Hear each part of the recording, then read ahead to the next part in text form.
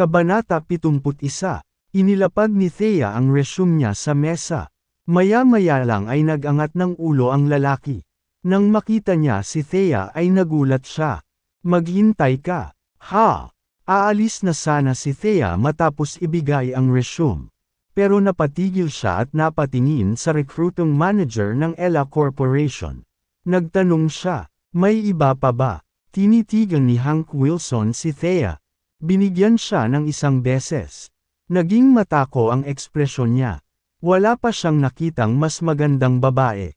Itinuro ni Hank ang upuan, na nagsasabing, umupo ka, mag-usap tayo. Sige, umupo si Thea. Saang posisyon ka nag-a-apply? Nag-a-apply ako para sa posisyon ng fashion designer. Mayroon ka bang anumang karanasan sa trabaho? Hindi. Kumunat ang noo ni Hank. Sinabing, Sweetheart, this won't do. Alam mo ba kung sino kami at kung ano ang kinakatawan ng aming mga designer? Habang nagsasalita siya, inilabas niya ang kanyang resume. Nagtapos ka sa isang second-rate na lokal na fashion design academy at wala ka pang experience. Bahagya niyang ipinilig ang ulo. Alam mo ba, ang lahat ng nag-a-apply para sa trabahong ito ay isang internasyonal na nagtapos mula sa isang mataas na universidad. Higit pa rito, mayroon silang mga taon ng karanasan, na nagtatrabaho sa kanilang kilalang kumpanya. Nasaan ang iyong kalamangan? Thea Bad, I might not have any work experience. But I understand fashion design just as well as then please give me a chance and give me an interview in person. Dadalhin ko ang aking mga sketch. Hinaplos ni Hank ang kanyang baba at pinag-aralan ang thread his lace na damapo sa makinis na haligi ng kanyang leeg. Dahan-daang bumaba ang kanyang mga mata nang mapansing pumutok ang harapan ng sando. Napalunok siya. Pagkatapos noon, magpanggap na basahin muli ang kanyang resume nang malaman na niya ang dating executive chairman ng Eternality Group. Alam niya kung sino siya nang walang ginagawa. Siya si Thea Callahan. Lahat sila ay pinag-uusapan ngayon. Ngayong umaga, gumawa ng kumpletong kasangkapan ang mga Callahan sa kanilang sarili. Nagpeke si Lex ng imbitasyon para dumalo sa seremonya ng paghalili ng Blythe King at pinalayas. Ang manugang ng Callahans na si James ay humiram ng isang espesyal na kotse para sa okasyon. Na tila cool. Gayunpaman, mabilis na kumalat ang balita. Ang kotse ay pagmamay-ari ng isang taong mahalaga. Wala siya noon. Kakilala pala ng superior ni James ang driver ng taong ito. Kaya inayla niya ang ilang mga string at ipinahiram ang sasakyan kay James. Sabi ng lahat, pagbalik ng importanteng tao ay patay na ang lahat ng sangkot. Kasama na ang driver, ang superior ni James, at si James mismo. Si James ay dapat na magkaroon ng mga bolang bakal upang hilahin ang pagkabansot na ito. Thea Callahan, tama ba? Sa totoo lang. Bagay ka para sa trabaho. Paano ito? Magkita tayo ngayong gabi. Magbabahagi ako ng ilang tips sa Tagalog tungkol sa panayam sa iyo. Oh, actually, hindi na natin kailangang maghintay. Malapit na akong matapos dito. Pumunta tayo sa isang lugar para pag-usapan ito ng detalyado. Oo naman. Tuwang-tuwa si Thea. Mabilis na sinabi niya. Maraming salamat. Huwag mo nang banggitin. Utang ko sa mga Callahan. Dahil bahagi ka ng pamilya. Tutulungan kita. Mag-usap tayo ng pribado. Sasabihin ko sa iyo ang lahat ng kailangan mong malaman tungkol sa interview at tiyaking sa iyo ang trabaho. Nagsimulang magsinungaling si Hank. Higit sa lahat, kailangan niyang dalhin si Thea sa isang hotel. Kapag nandoon na sila, si Thea ang gagawin niya sa gusto niya. Naniwala si Thea sa bawat salitang sinabi ni Hank. Sa totoo lang naisip niya na minsan na siyang tinulungan ng mga Callahan. At ngayon ay gagantihan siya nito. Nag-squat si James sa labas ng recruitment booth ng Ella Corporation. Naninigarilyo. Noon lang, naramdaman niya ang isang alon ng mamamatay tao na intensyon sa kanya. Agad na alerto. Pinag-aralan niya ang karamihan. Ang kanyang tingin ay dumapo sa isang tao sa partikular. Siya, sumimangot si James. Bakit siya nasa Kensington? Dahil hindi pa tapos si Thea.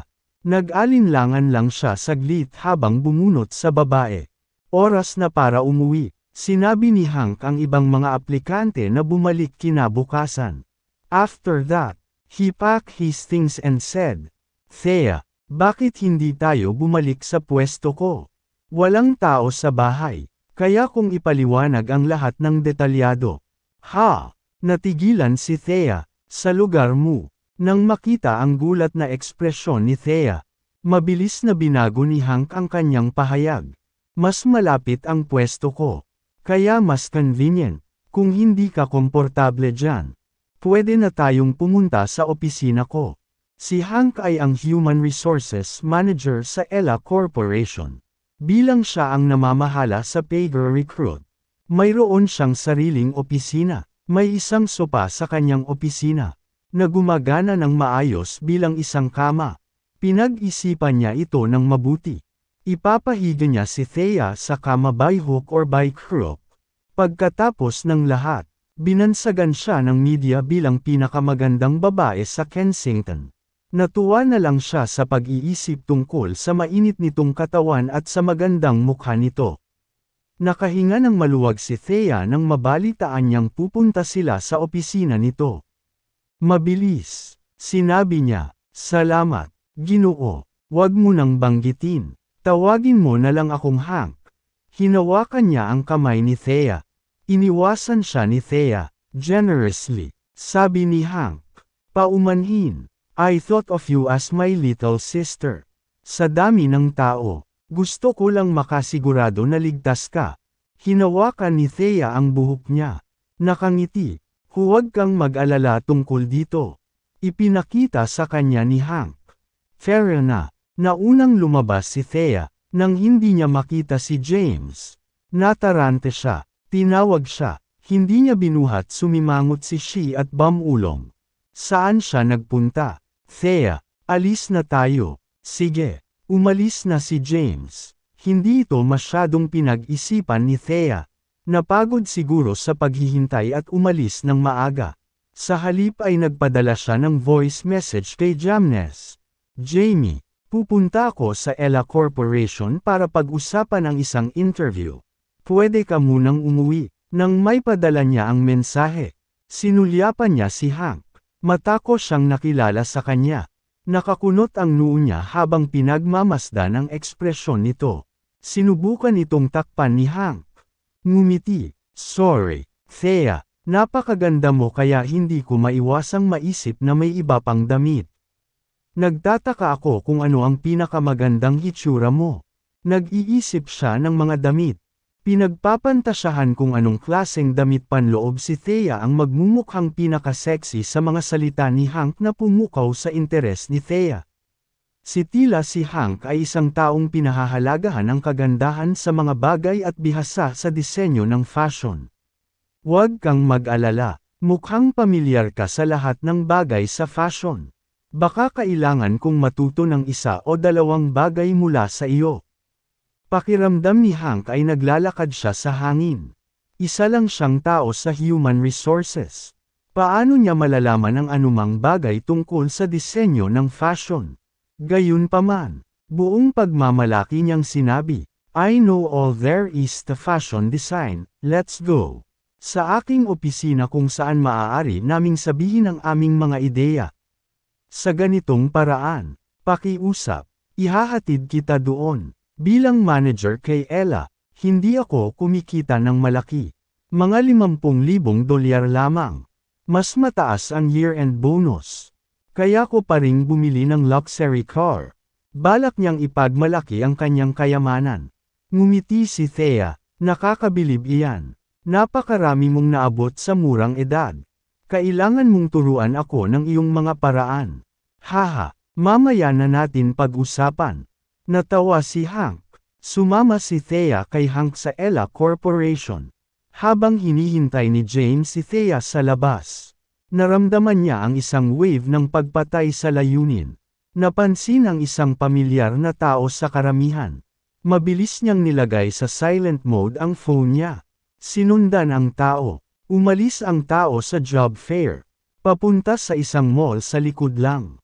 Sinundan niya ang mga tao sa isang underground parking lot sa pamamagitan ng back entrance ng mall. Isang babae ang sinusundan niya. Mukhang nasa 25 o 26 na taong gulang ang babae. Siya ay isang pangitain sa isang itim na leather jacket at itim na leather na pantalon na may mahaba at itim na buhok na dumadaloy sa kanyang likod. Kitang-kita sa kanyang damit ang kanyang malambot na figure. Pagdating niya sa underground parking lot, tumayo siya sa isang sulok at tumingin sa paligid, na parang may hinahanap. Dahan-daang inabot niya ang kanyang likuran. Gumawa ng isang magandang pistol. Sa pagkakataong iyon, bigla siyang lumingon at itinutok ito kay James. Nang makitang si James iyon, natarante siya. Mabilis niyang itinago ang pistola at nauuto. Ikaw ito. Dumaan si James at sumandal sa isang halijing bato. Pinag-aaralan ng babaeng mukhang inosente. Malumanay niyang sinabi, "Anong ginagawa mo rito? Bakit wala ka sa hangganan ng Southern Plains?" Nakita na ni James ang babaeng ito dati. Siya ay isang mahalagang miyembro ng isang pangkat ng mga magnanakaw. Nahuli niya itong nagnanakaw ng sinaunang nicho. Gayunpaman, dahil ninanakawan nila ang sinaunang libingan ng kaaway, hinayaan niya silang umalis ng walang kaabalahan matapos humiling ng malaking pantubo sa kanila. Palagi silang nasa hangganan. Bakit nasa Kensington sila ngayon? Kinabahan si Black Rose nang makita si James.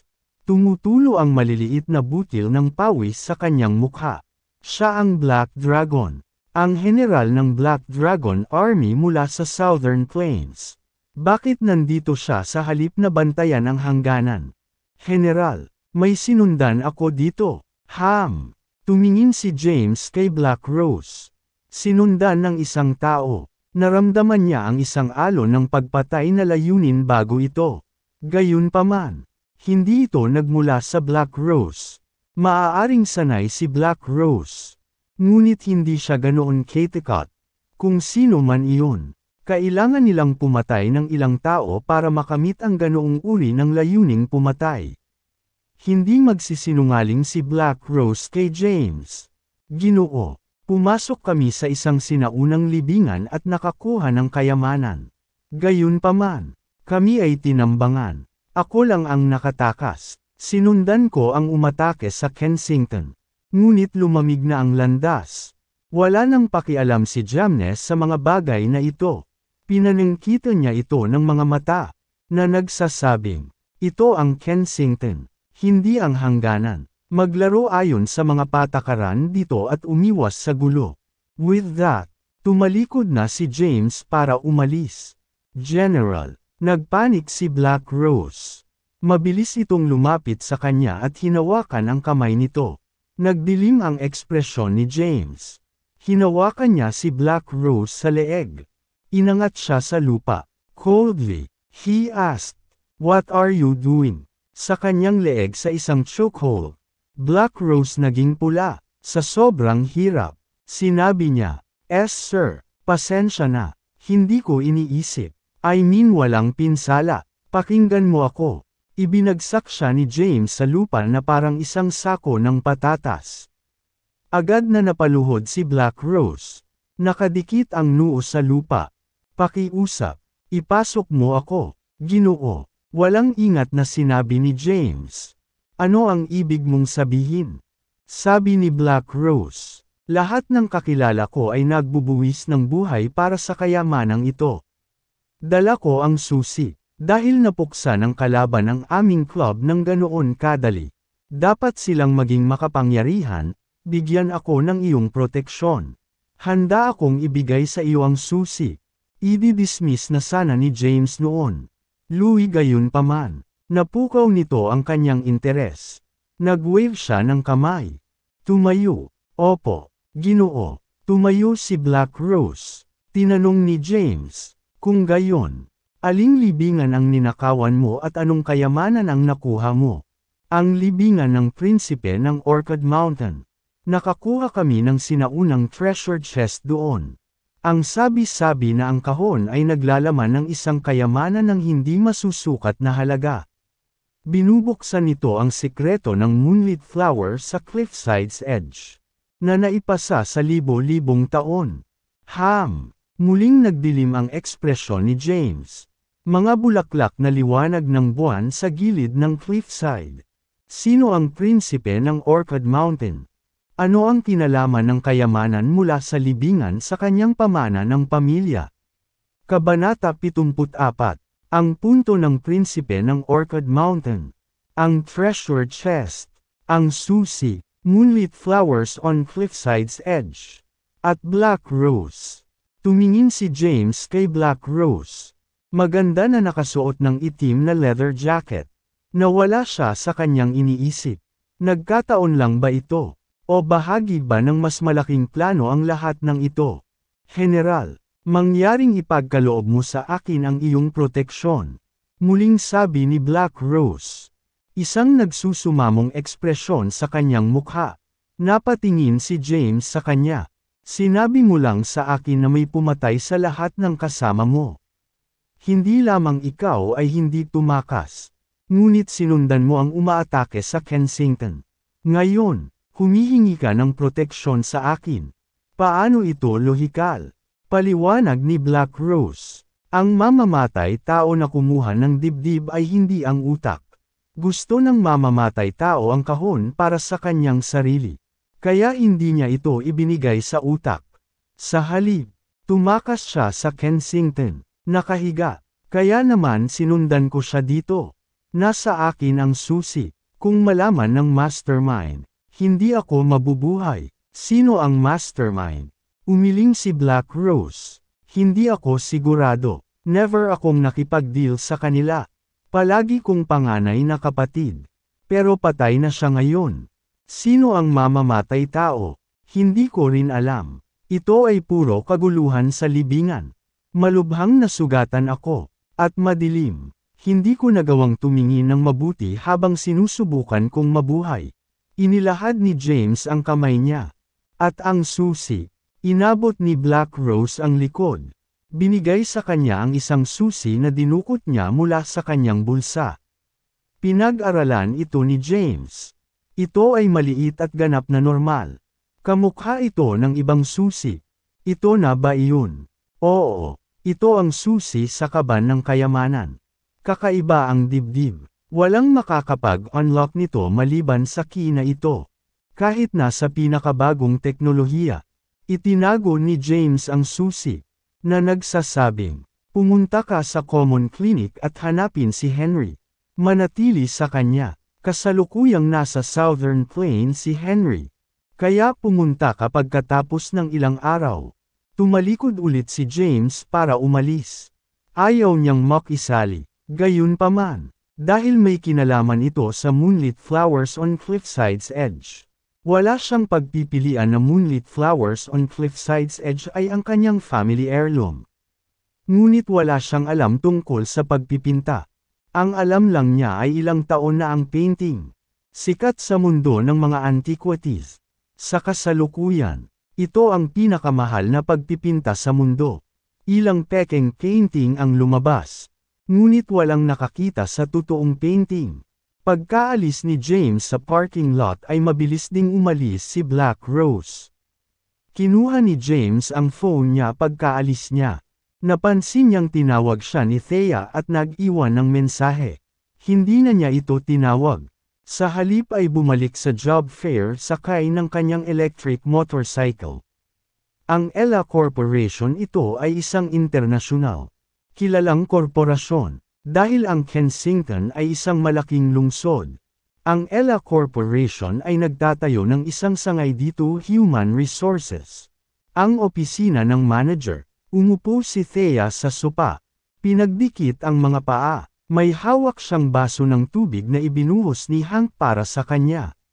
Nakatitig ito sa kanya. Hindi niya alam kung ano ang gagawin. Hank. Thea, ang init ng panahon. Uminom ng tubig. Mag-uusap tayo pagkatapos nito. Tinitigan ni Hank si Thea. Mula sa kanyang anggulong pagtayo. Kitang-kita niya ang ibaba ng shirt nito, na nagsiwalat ng pahiwatig kung ano ang ikakatuwa niya mamaya.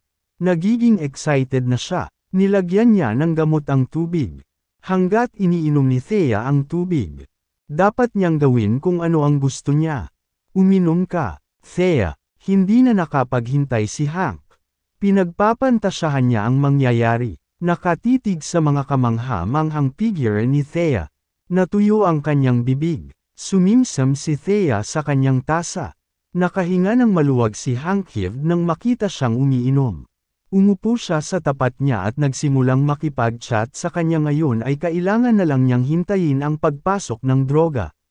Thies, ikaw ang pinakamagandang babae na nakita ko sa buhay ko. Salamat. Oh yeah, Thea. I heard that your husband is Lex's handpicked candidate. He's an orphan and a retired soldier. Why are you with him? You could definitely do better than him. Why not consider a successful young man who's wealthy? Pagkasabi niya noon ay umayos na si Hank. I know someone. He's young. Already a manager sa isang malaking organization with a monthly income of $50,000. He has a house and a car. Why don't you divorce James? My friend would be good for you. Ang kaibigang kausap niya ay ang kanyang sarili, gayunpaman. Matalino siya para hindi masyadong halata. Sinusubukan niya si Thea. Nakaramdam ng init si Thea. Bahagya niyang itinaas ang kanyang sando at pinaypayan ang sarili. Nang mapansin ang masamang tingin ni Hank, namula siya. Pagtingin sa malayo, sinabi niya sa maliit na boses. Sorry, Hank. Medyo mainit ang pakiramdam ko. Hindi mainit, naka-on ang AC. Sinamantala ni Hank ang pagkakataon na maupo sa tabi ni Thea. Hinawakan niya ang noo nito. May lagnat ka ba? Iniwasan ni Thea ang pagkakahawak niya. Umiwas sa kanya. Hank. Tungkol sa trabaho. Walang nagmamadali. Kaya lang, nakaramdam ng pagkahilo si Thea. Nag-aapoy ang katawan niya. Pwede ba ang tubig? Alam niyang may mali. Tumayo siya. Sinabi niya, Hank, patawarin mo ako. Nasaan ang banyo? I have one in my office. Itinuro ni Hank ang isang pinto. Walang choice si Thea. Mabilis siyang tumayo. Pagkatayo niya, nakaramdam siya ng pagkahilo. Halos matamba siya sa sopa. Sakto namang nasalo siya ni Hank. Fake ang concern. He asked, Thea, are you alright? I'm not sure. Medyo nahihilo ako. Let me go to the bathroom and freshen up. Bahaging umiling si Thea at muling tumayo. Kahit na umiikot ang lahat, pumunta siya sa banyo at nilock ang pinto sa likod niya. Mabilis. Tinawagan niya si James. Pabalik na si James nang sagutin niya ang telepono. Jamie, ay baka na droga ako. Nasa Human Resources Manager's Office ako sa Ella Corporation. Please halika na, I'm feeling hot. Tinawagan ni Thea si James mula sa banyo ni Hank. Pagkatapos niyang ibaba ang tawag, umikot ang mundo. Hindi na niya maidilat ang kanyang mga mata. Inaantok na siya. Binuksan niya ang gripo at patuloy na binuhusan ng tubig ang kanyang mukha. Na nagpapanatili sa kanyang alerto. Galit na galit si James. How dare anyone go after his wife? Tinapon niya ang kanyang dekuryenteng motorsiklo at sumugod sa gitna ng kalsada. Pinara ang isang kotse sa tabi ng kalsada. Nagpreno ang driver. Tumitili ang mga gulong. Umulong ang itim na usok dahil sa alitan. Tumingin ang driver kay James at ibinaba ang bintana. Viciously, sumigaw siya. What the F***? Lumapit si James. Pilit na binuksan ang pinto. At pinaalis ang driver. Pagkatapos, tumakbo siya sa Ella Corporation ng napakabilis. Sa sobrang pag-aalala ni James kay Thea ay hindi niya napansin na may babae sa backseat. Sa sobrang takot niya ay hindi siya umimik. Masyadong nakaka-intimidate si James. Pinagpapawisan siya ng buong buo. Ella Corporation, ang opisina ng tagapamahala ng Human Resources. Tinanggal ni Hank ang kanyang kamiseta. Inilantad ang kanyang mga kalamnan. Pagtingin sa pinto ng banyo, dinilaan niya ang kanyang mga labi. Ngumisi, ang pinakamagandang babae sa Kensington. I get to enjoy you today. Tungkol sa mga kahihinatnan. Pinag-isipan niya ito, batay sa kanyang nalalaman. Si Thea ay pinalayas sa pamilya. Hindi na siya bahagi ng mga kalahan. Kung hindi, hindi siya maghahanap ng trabaho. Tungkol naman sa asawa niyang si James. May ginawa itong katangahan sa paghiram ng sasakyan. Sa sandaling bumalik ang mahalagang tao. Siya ay patay na. Walang dapat ikatakot. Higit pa rito, i-record niya ang buong bagay. Hindi umimik si Thea. Pupunta ako para sayo, Thea. Kabanata 76. Sa opisina, hinubad ni Hank ang lahat ng kanyang damit. Naglakad siya papunta sa banyo at tinulak ang pinto. Only to discover it locked. She's quite alert. Kumagat siya ng masama. Kumakatok sa pinto. Sumigaw siya. Thea, buksan mo. Sa banyo, patuloy na sinasaboy ni Thea ang kanyang mukha at maging ang kanyang ulo ng tubig. Basang-basa ang kanyang damit. Nakakapit sa kanyang katawan at nakadisplay ang kanyang mga kurba. Gayunpaman, ang mga gamot ay makapangyarihan. Walang tubig ang maaaring magpawalang bisa sa mga epekto nito. Lalong uminit siya. Pakiramdam niya ay may mga insektong gumagapang sa loob niya. Ang isang pangunahing pagnanasa ay tumataas. Hindi niya kailanman naramdaman ang pagnanasa ng ganito. Sahig, hinihila ang kanyang damit at kinakamot ang kanyang balat. Sa labas ng pinto, umalangaw-ngaw ang boses ni Hank. Thea, buksan mo. Gusto mo, di ba? Ipaparamdam ko sayo kung bubuksan mo ang pinto. Hank kept teasing her from the outside. Thea still had her wits about her. Alam niyang hindi siya pwedeng sumuko. May asawa siya. Ang asawa niya ay si James. Hinding-hindi niya ibibigay ang sarili sa iba maliban kay James.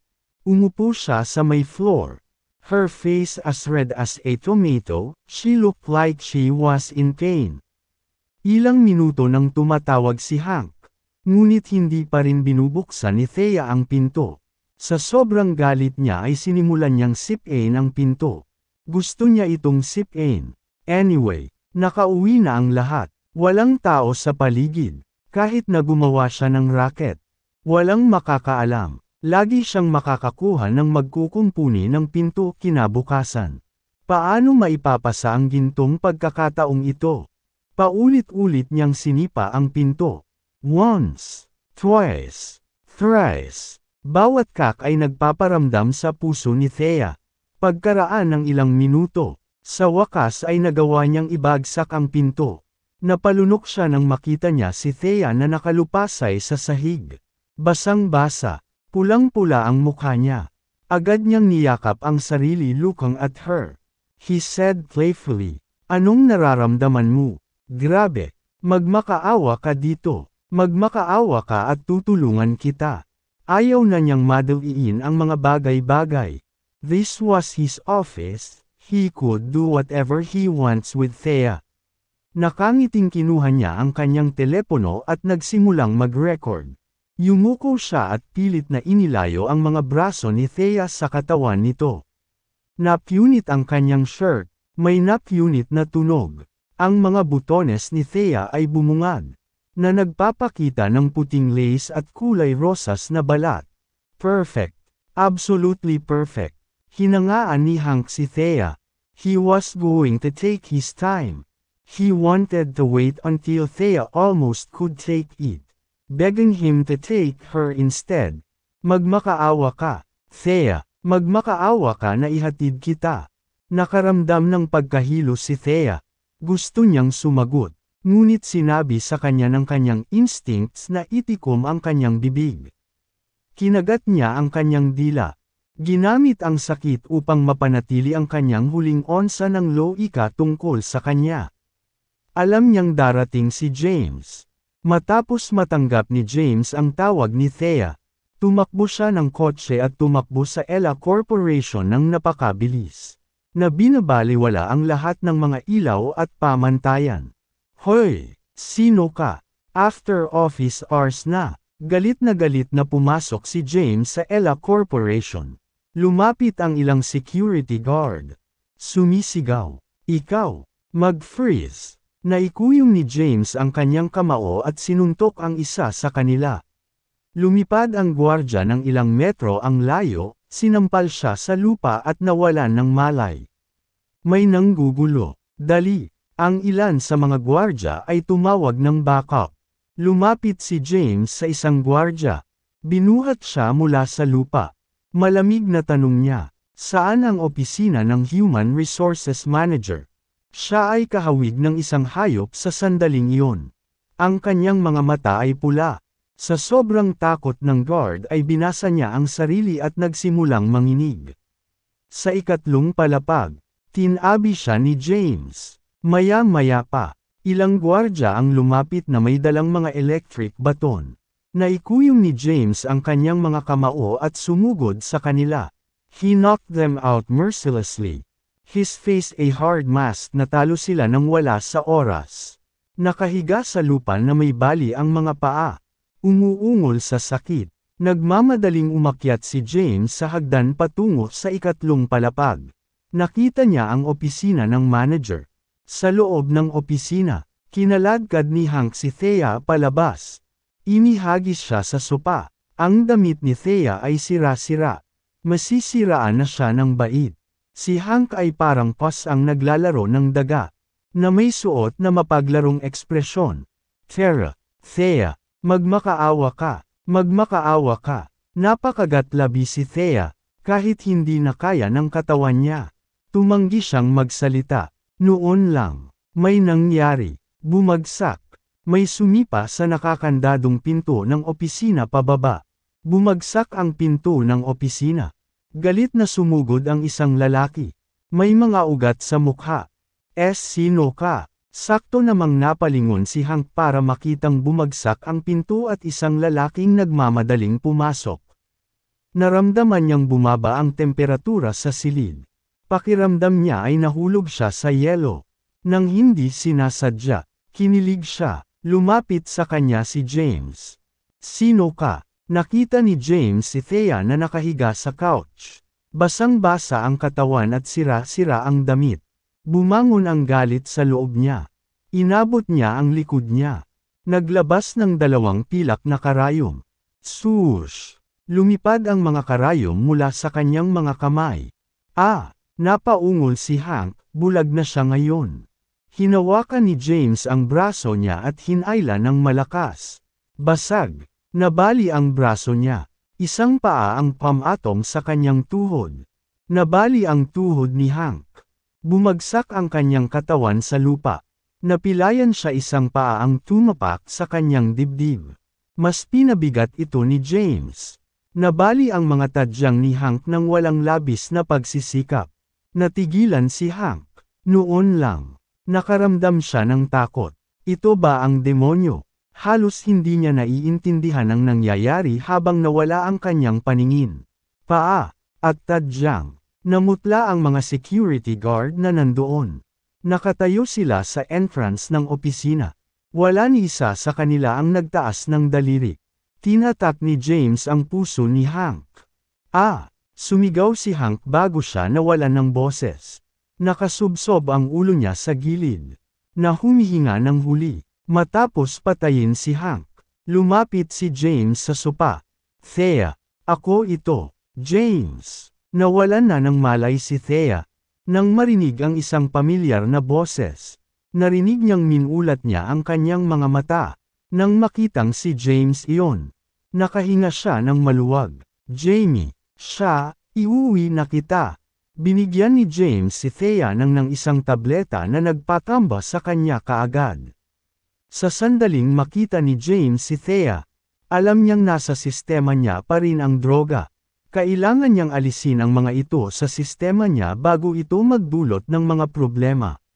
Sa isang best case na senaryo, Ang mga gamot ay makakaapekto sa mga ugat sa kanyang utak, na posibleng magresulta sa demensya.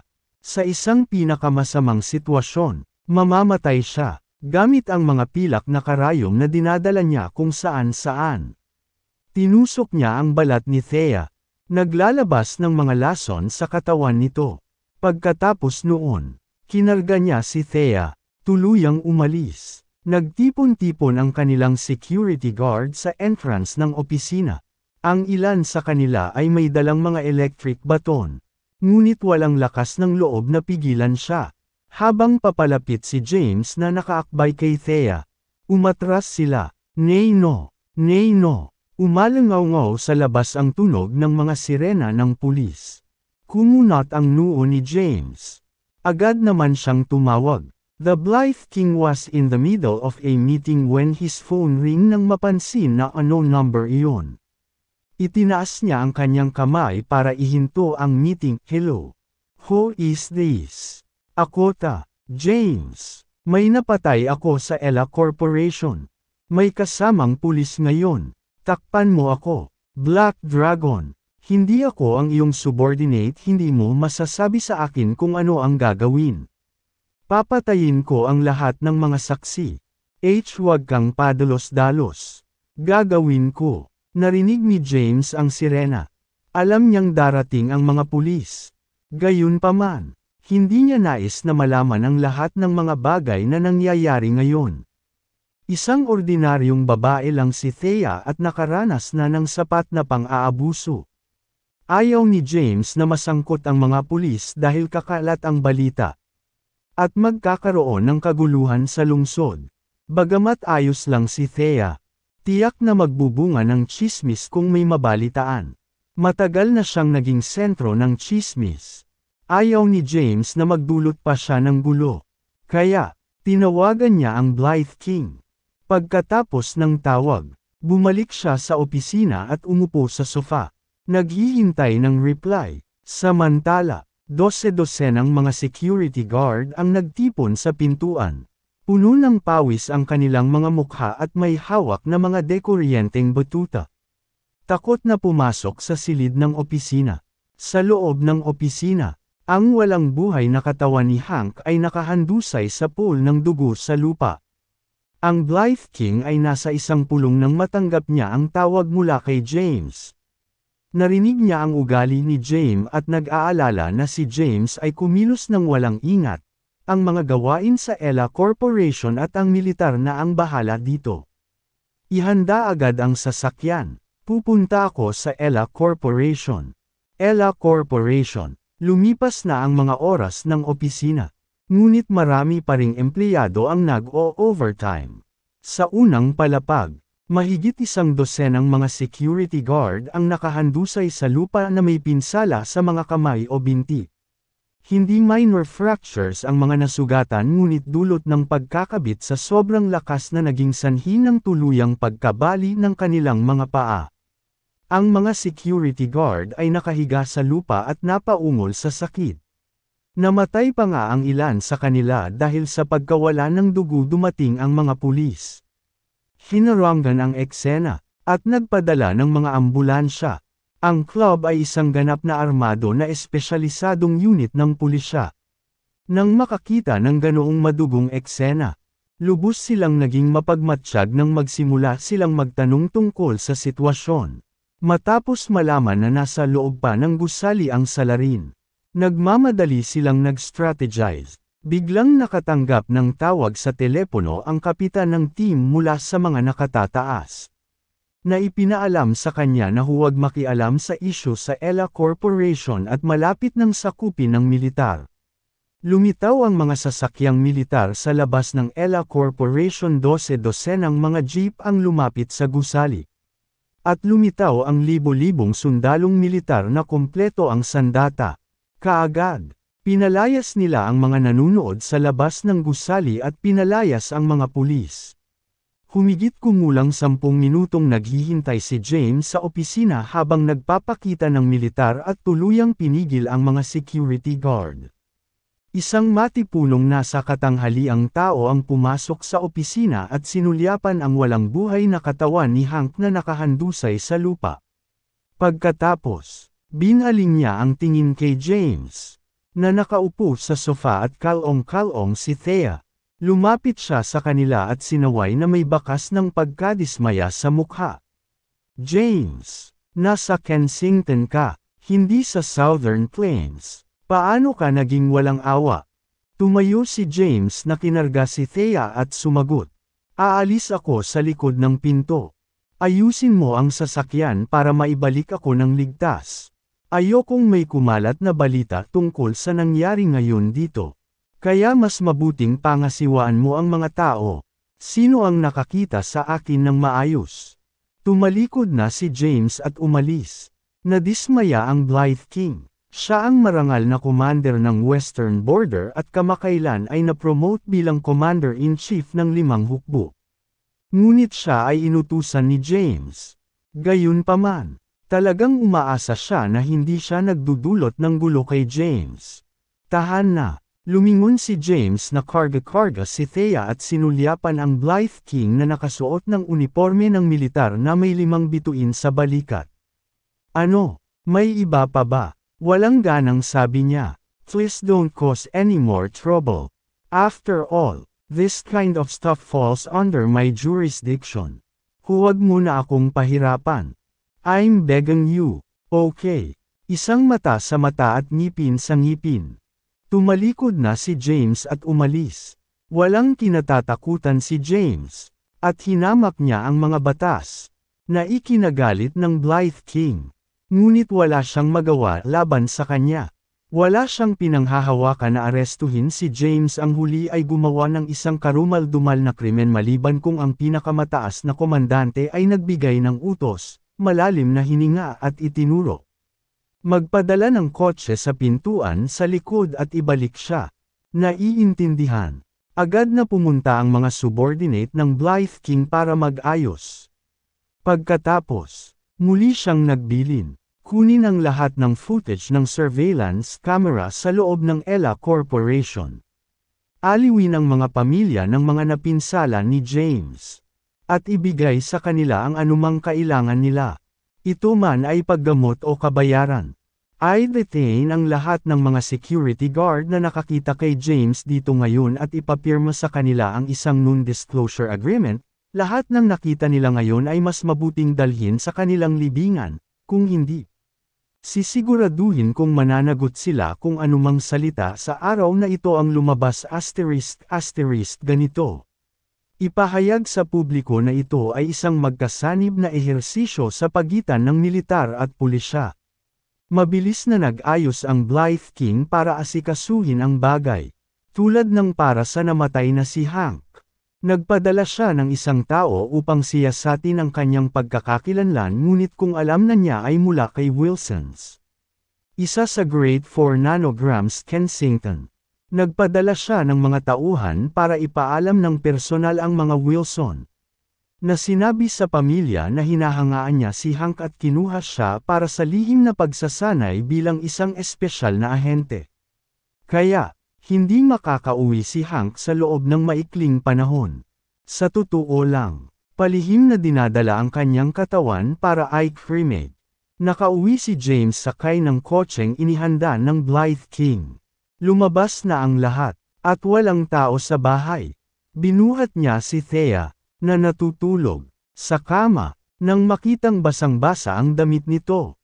Namutla ang mukha nito. Pagkaraan ng ilang sandali, pumunta siya sa aparador at kumuha ng damit. Muli siyang naglakad papunta sa kama at nagpalit ng damit ni Thea. Siya ang maalamat na general ng Dragon ng Southern Plains at hindi pa nagbibihis ng babae dati. Sa kanyang mga kamay na nakakuyom, inabot siya ng halos 30 minuto para makapagpalat ng damit ni Thea. Para matulungan si Thea na makatulog ng mapayapa. Minasahe ni James ang kanyang kaukulang acupressure point. Ilang oras ding nakatulog si Thea at gabi na lang nagising. Bumangon siya mula sa kama. Hinimas niya ang kanyang ulo. Nang maalala ang mga nakaraang pangyayari. Nangingibabaw ang kanyang katawan at likas niyang hinayla ang kubrekama. Lumiit sa isang sulok. Then she realized that she was home. And she let out a sigh of relief. Thea, gising ka na ba? Bumukas ang pinto, at pumasok sa kwarto si James na naka-apron. Nagluto na ako ng hapunan. Pwede na tayong kumain kapag bumalik na sina mama at papa. James. Nakaramdam ng hinanakit at humagulgol si Thea. Lumapit si James at umupo sa tabi ng kama.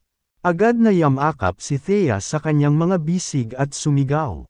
Everything's alright. Dumating ako sa oras at walang nangyari. Ang HR manager ng Ella Corporation ay inaresto ng pulisya at malamang na magsisilbi ng ilang taon sa bilangguan. Nang marinig ito, nakahinga ng maluwag si Thea. Sa kabutihang palad, dumating si James sa oras.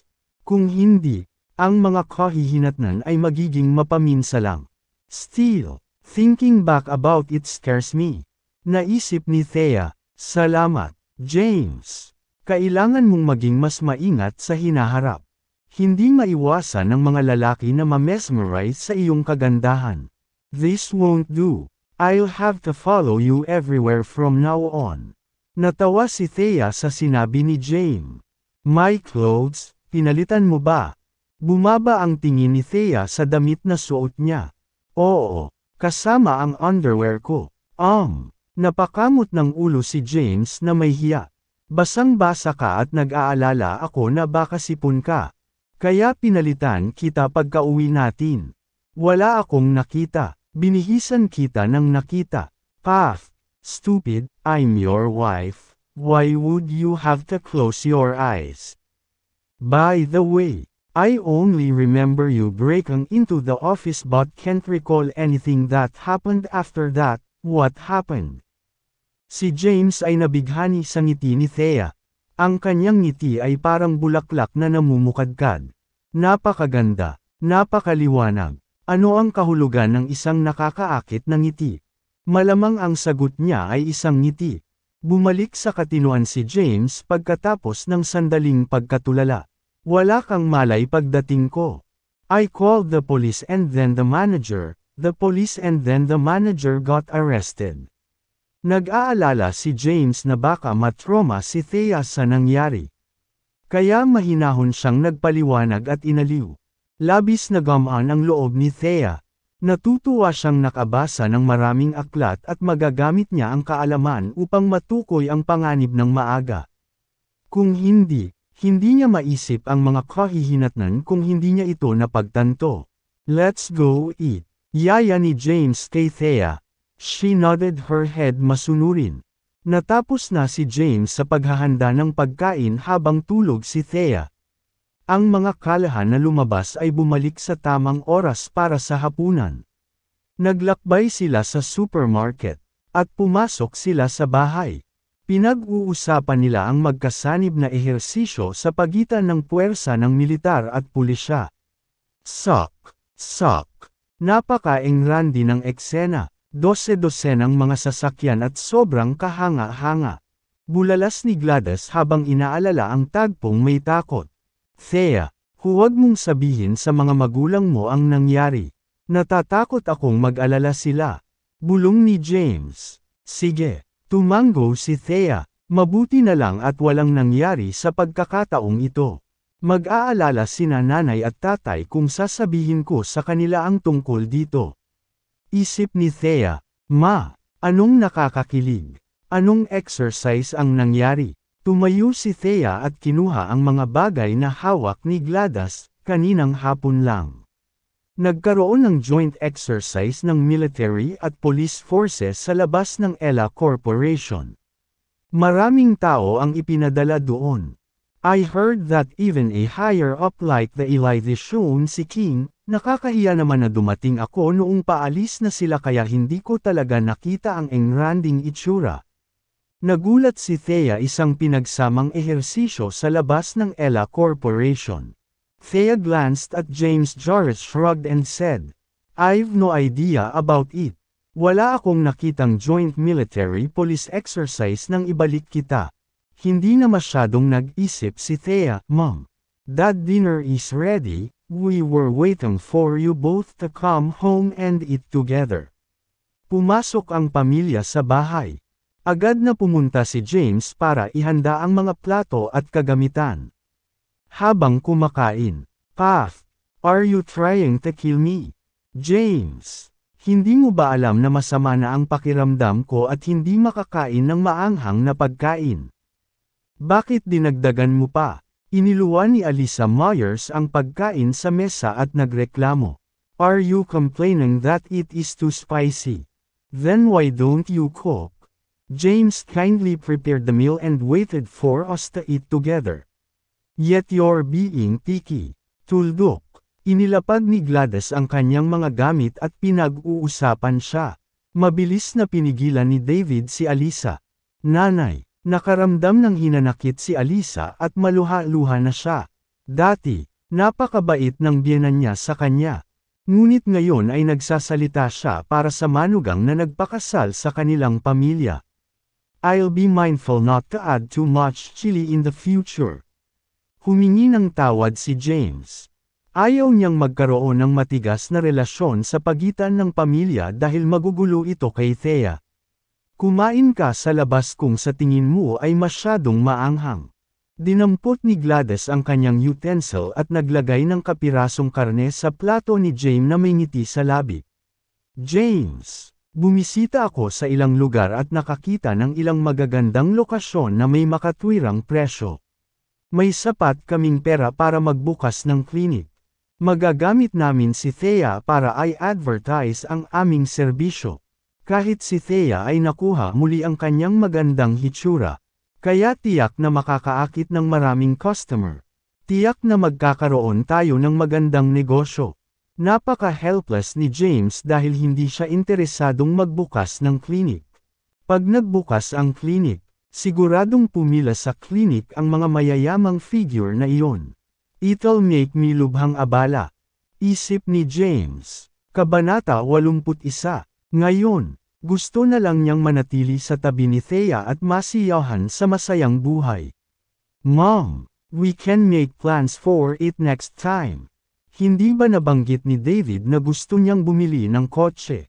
Kaya huwag muna nating gamitin ang pera para ibili siya ng sasakyan. At saka, kung gusto kong magbukas ng klinik, nag-ipon ako ng kaunti sa mga nakaraang taon, na dapat sapat na. Isang matingkad na ngiti ang sumilay sa mukha ni David. At dali-dali niyang hinikayat. "Nay, tama si James. Kumuha muna tayo ng bagong kotse. Isang marangyang kotse. Kailangan kahit $1,000,000 para magmukhang maganda kapag nasa labas tayo." Ito, kaagad, sa halip na basura, sinimulan siyang tawagin ni David na James dahil nagsalita ang huli para sa kanya. Tumango si James. "Yep, I won't be needing the money. By the way, Thea seems to be very interested in fashion design. Why don't we start a clothing company instead of a clinic? The commercial city will be looking for foreign investments. Maaari akong magrenta ng isang gusali ng opisina bilang punong tanggapan ng kumpanya sa murang halaga sa pamamagitan ng ilang koneksyon." "You're spouting nonsense. I heard that the commercial city aims to become a global financial center. The rent and tenancy agreement fees are ridiculously expensive. Do you even know how much money is needed to start a company? Doon wala kaming anumang koneksyon. Ni wala kaming pera. Kaya paano tayo magsisimula ng isang kumpanya?" Agad namang hinawakan ni Thea si James at pinutol. James smiled and reassured her. "As for money, I'll figure out something out. We can take out loan or even borrow.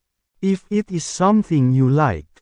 I want to support you. Do you remember the place I took you to last time? Ang House of Royals. To tell you the truth, isa sa akin ang may-ari ng House of Royals. Mga kasama sa militar. Nakipag-away kami sa tabi ng isa't isa sa mga sitwasyon sa buhay at kamatayan, gayunpaman. Mas mabilis siyang umakyat sa ranggo at nakarating sa isang napakataas na ranggo habang ako ay nanatiling isang normal na sundalo. Maaari akong humingi ng tulong sa aking kaibigan upang hindi maging problema ang mga alalahaning ito.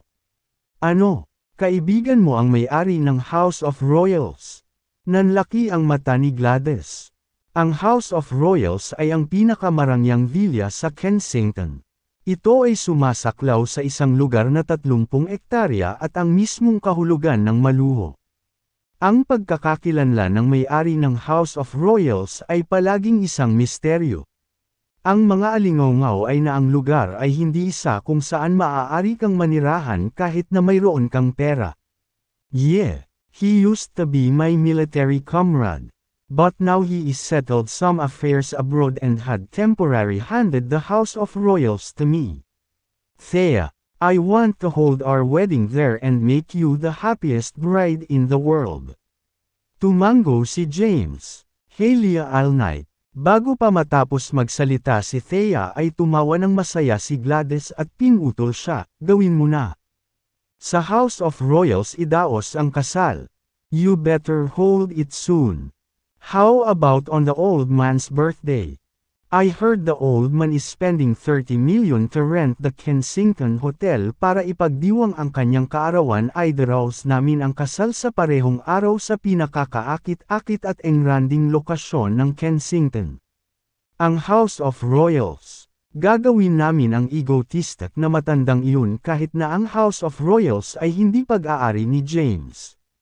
It would be very impressive to be able to hold their wedding there even if it was through connections. Hindi napigilan ni David ang kanyang pagdududa at nagtanong. Hindi ka nagbibiro, tama ba, James? Ang pinag-uusapan mo ay ang House of Royals. Na 30 ektarya ang laki. Ang pinaka-marangya at maluho na lugar sa Kensington. Ang engranding villa ay napabalitang higit sa 3 bilyong dolyar. Oo, kanina pa si Thea, yun yung kausap ko ngayon. Tumango si James at sumagot, do you really have such connections? James, who is your military comrade? Ako ay isang sundalo sa Southern Plains. At may isa pang tao na sumama sa akin. Siya ang Black Dragon ng Southern Plains. Ang commander ng milyon sundalo na Black Dragon Army. Ang kanyang pag-iral ay kapantay ng Blythe King. Ang Black Dragon ang may-ari ng House of Royals. Inalagaan ako ng commander at pinayagan pa niya akong manirahan pansamantala sa House of Royals. Yung Black Dragon. Nawala agad ang interes ni David sa paksa. Naisip lang niya na kasinungalingan iyon. Thea rolled her eyes and said, "You're going overboard with your lies. How could you be in such a bad position if you really know the Black Dragon and he's looking after you? Kinailangan mo pang humingi sa akin ng pera ng sigarilyo. Tama, hindi ganyan ang pagmamayabang mo sa sarili mo. Alam mo ba kung ano ang sinasabi ng mga tao sa labas tungkol sa iyo? Sinabi nila na hiniling mo sa iyong senior na gamitin ang kanyang mga koneksyon para makahiram ka ng kotse para magpanggap na mayaman. Ang driver, ang iyong senior, at ikaw ay mahihirapan kapag bumalik ang may-ari ng sasakyan. Wait lang, mapapalo ka. Ngumisi si Alisa. Narinig din ni Gladys ang mga chismis. James, totoo ba ang sinasabi nila tungkol sayo? Paparusahan ka ba ng batas pagbalik ng mga ito? Nag-aalalang tanong ni Gladys. Wala nang masabi si James. Inangkin niya na mga kasama niya sa militar ang Black Dragon. Ngunit wala nang naniniwala sa kanya. Mas lalong hindi ka paniwala kung ipahayag niya na siya ang itim Dragon. Dahil hindi sila maniniwala sa kanya. Minabuti niyang itago muna ito pansamantala, Nay. Hindi naman ganoon kaseryoso. At most, I'll have to write a self-reflection report. At saka, naging sundalo ako for 10 years and saved my boss's life. We've also got a solid friendship kaya hindi naman talaga big deal ang paghiram ng kotse niya.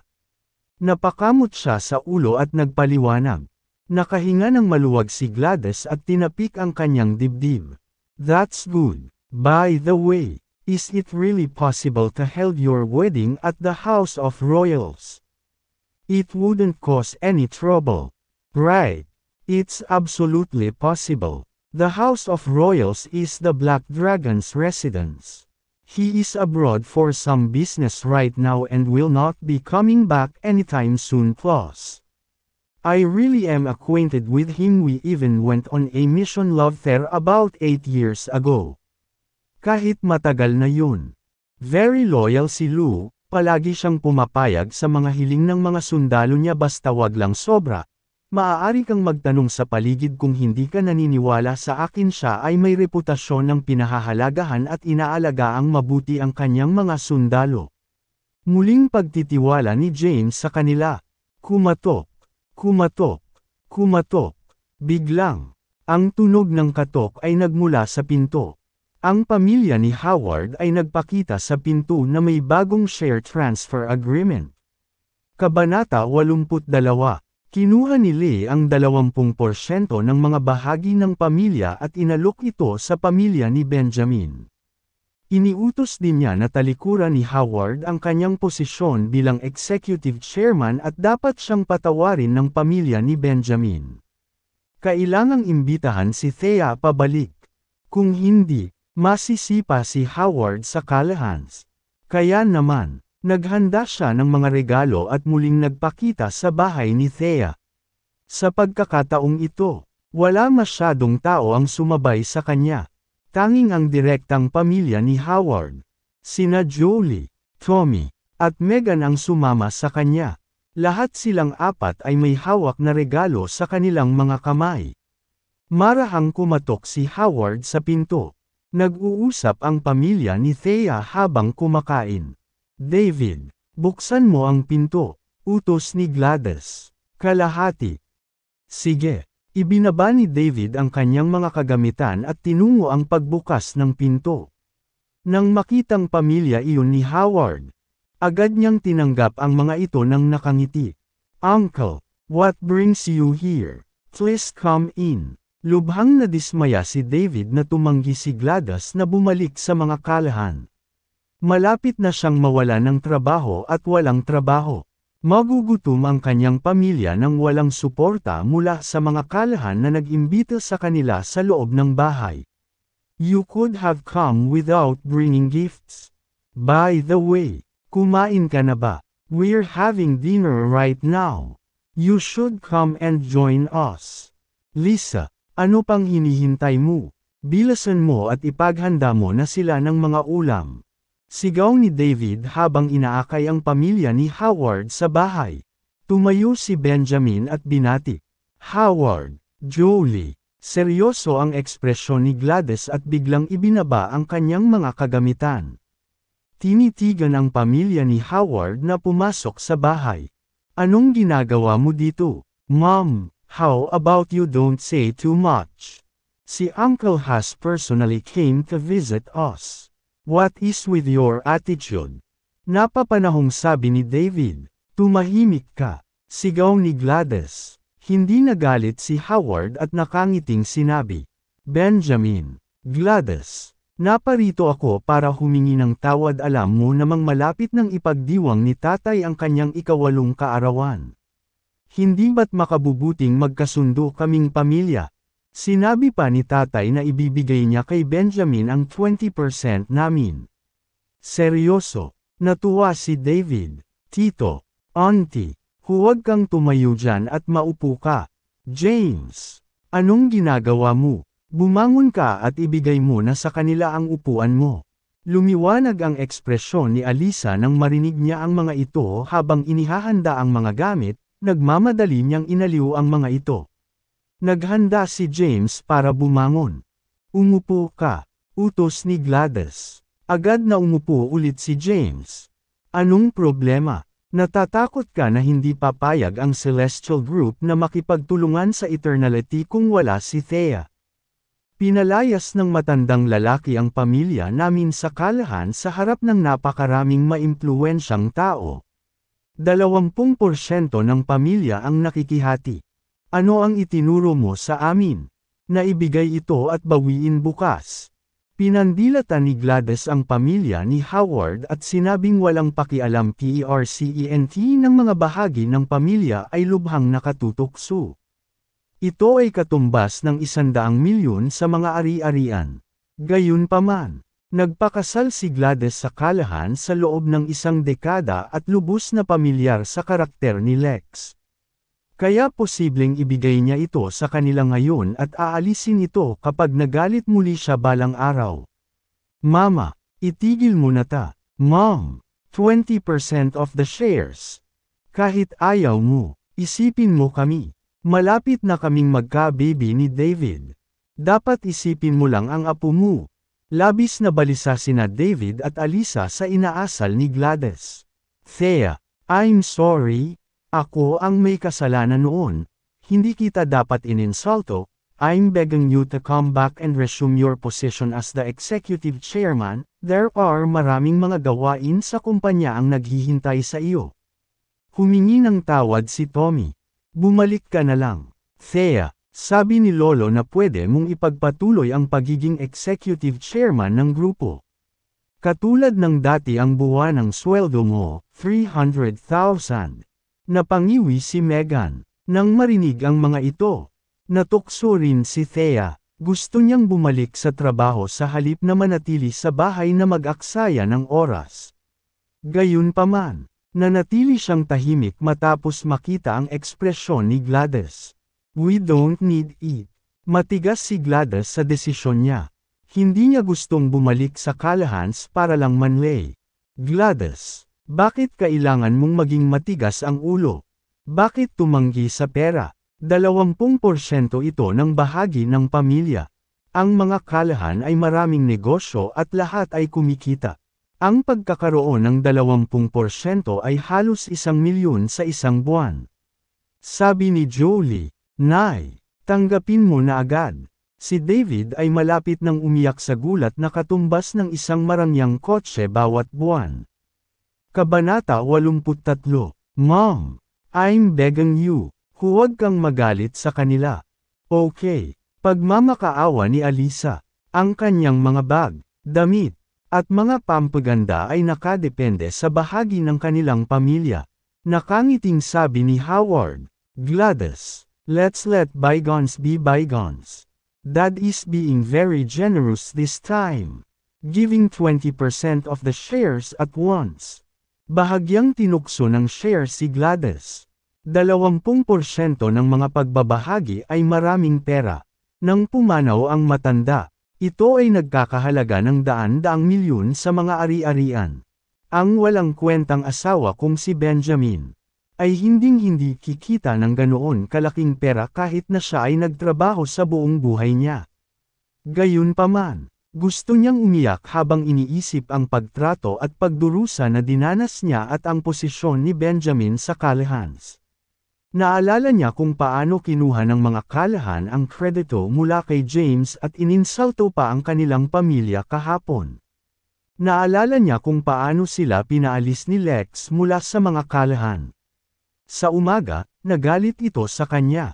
Dahil napagpasyahan na nilang hindi na bumalik. Pananatilihin nila ito sa ganoong paraan. Tatawanan lang sila kung babalik sila doon. Desidido si Glades sa kanyang desisyon. Hindi niya gusto ang pera. At kung sila ay magiging mahirap, maging ito, kahit papaano ay malaya sila at hindi na kailangang mamuhay ng nakalulugod sa ibang tao.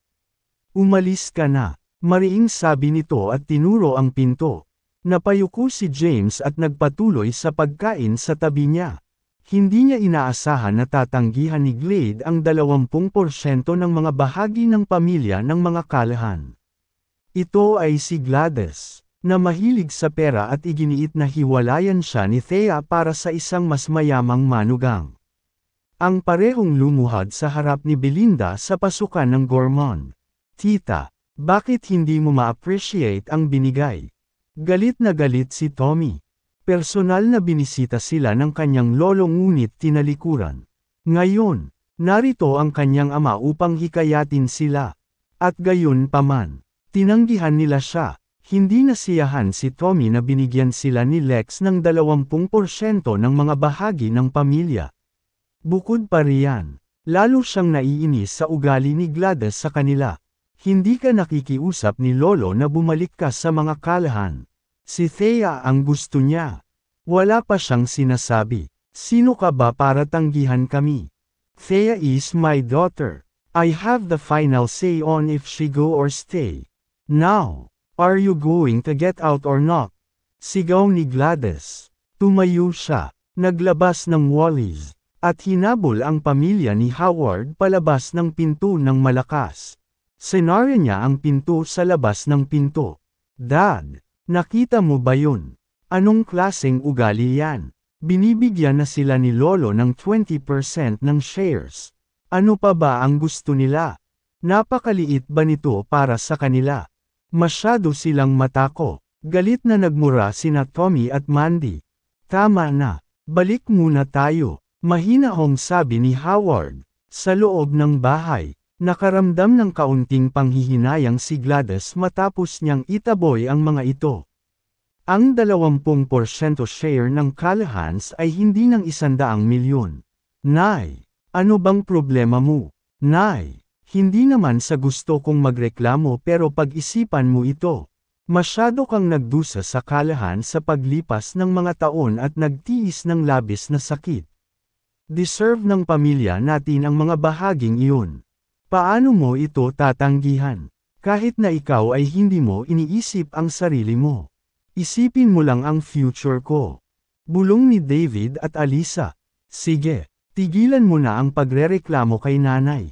Noon pa man ay minamaliit ni Lolo at Tio ang mga magulang natin. Isa pa, lagi ko na lang napapahiya sina Mama at Papa. Sa wakas ay nakabawi rin si nanay sa kanila kahit minsan. Kaya pumayag ako sa diskarte ni nanay. Sabi ni Thea, sinulyapan ni Gladys si Thea at sinabing, tama si Thea, imbes na bumalik sa pagiging insulto at hindi magandang trituhin. I rather we prove ourselves with our own strength. Di ba may grand birthday party sila? We'll hold a wedding at the House of Royals at galitin ang may kinikilingan na matandang iyon. Nay, huwag kang mag-alala. Hinding-hindi na kita ipapahiya sa darating. Nangako si Thea, nakangiting sabi ni James. Nay, alam kong gusto mo ng mas magandang buhay para sa pamilya at gusto mong bumalik.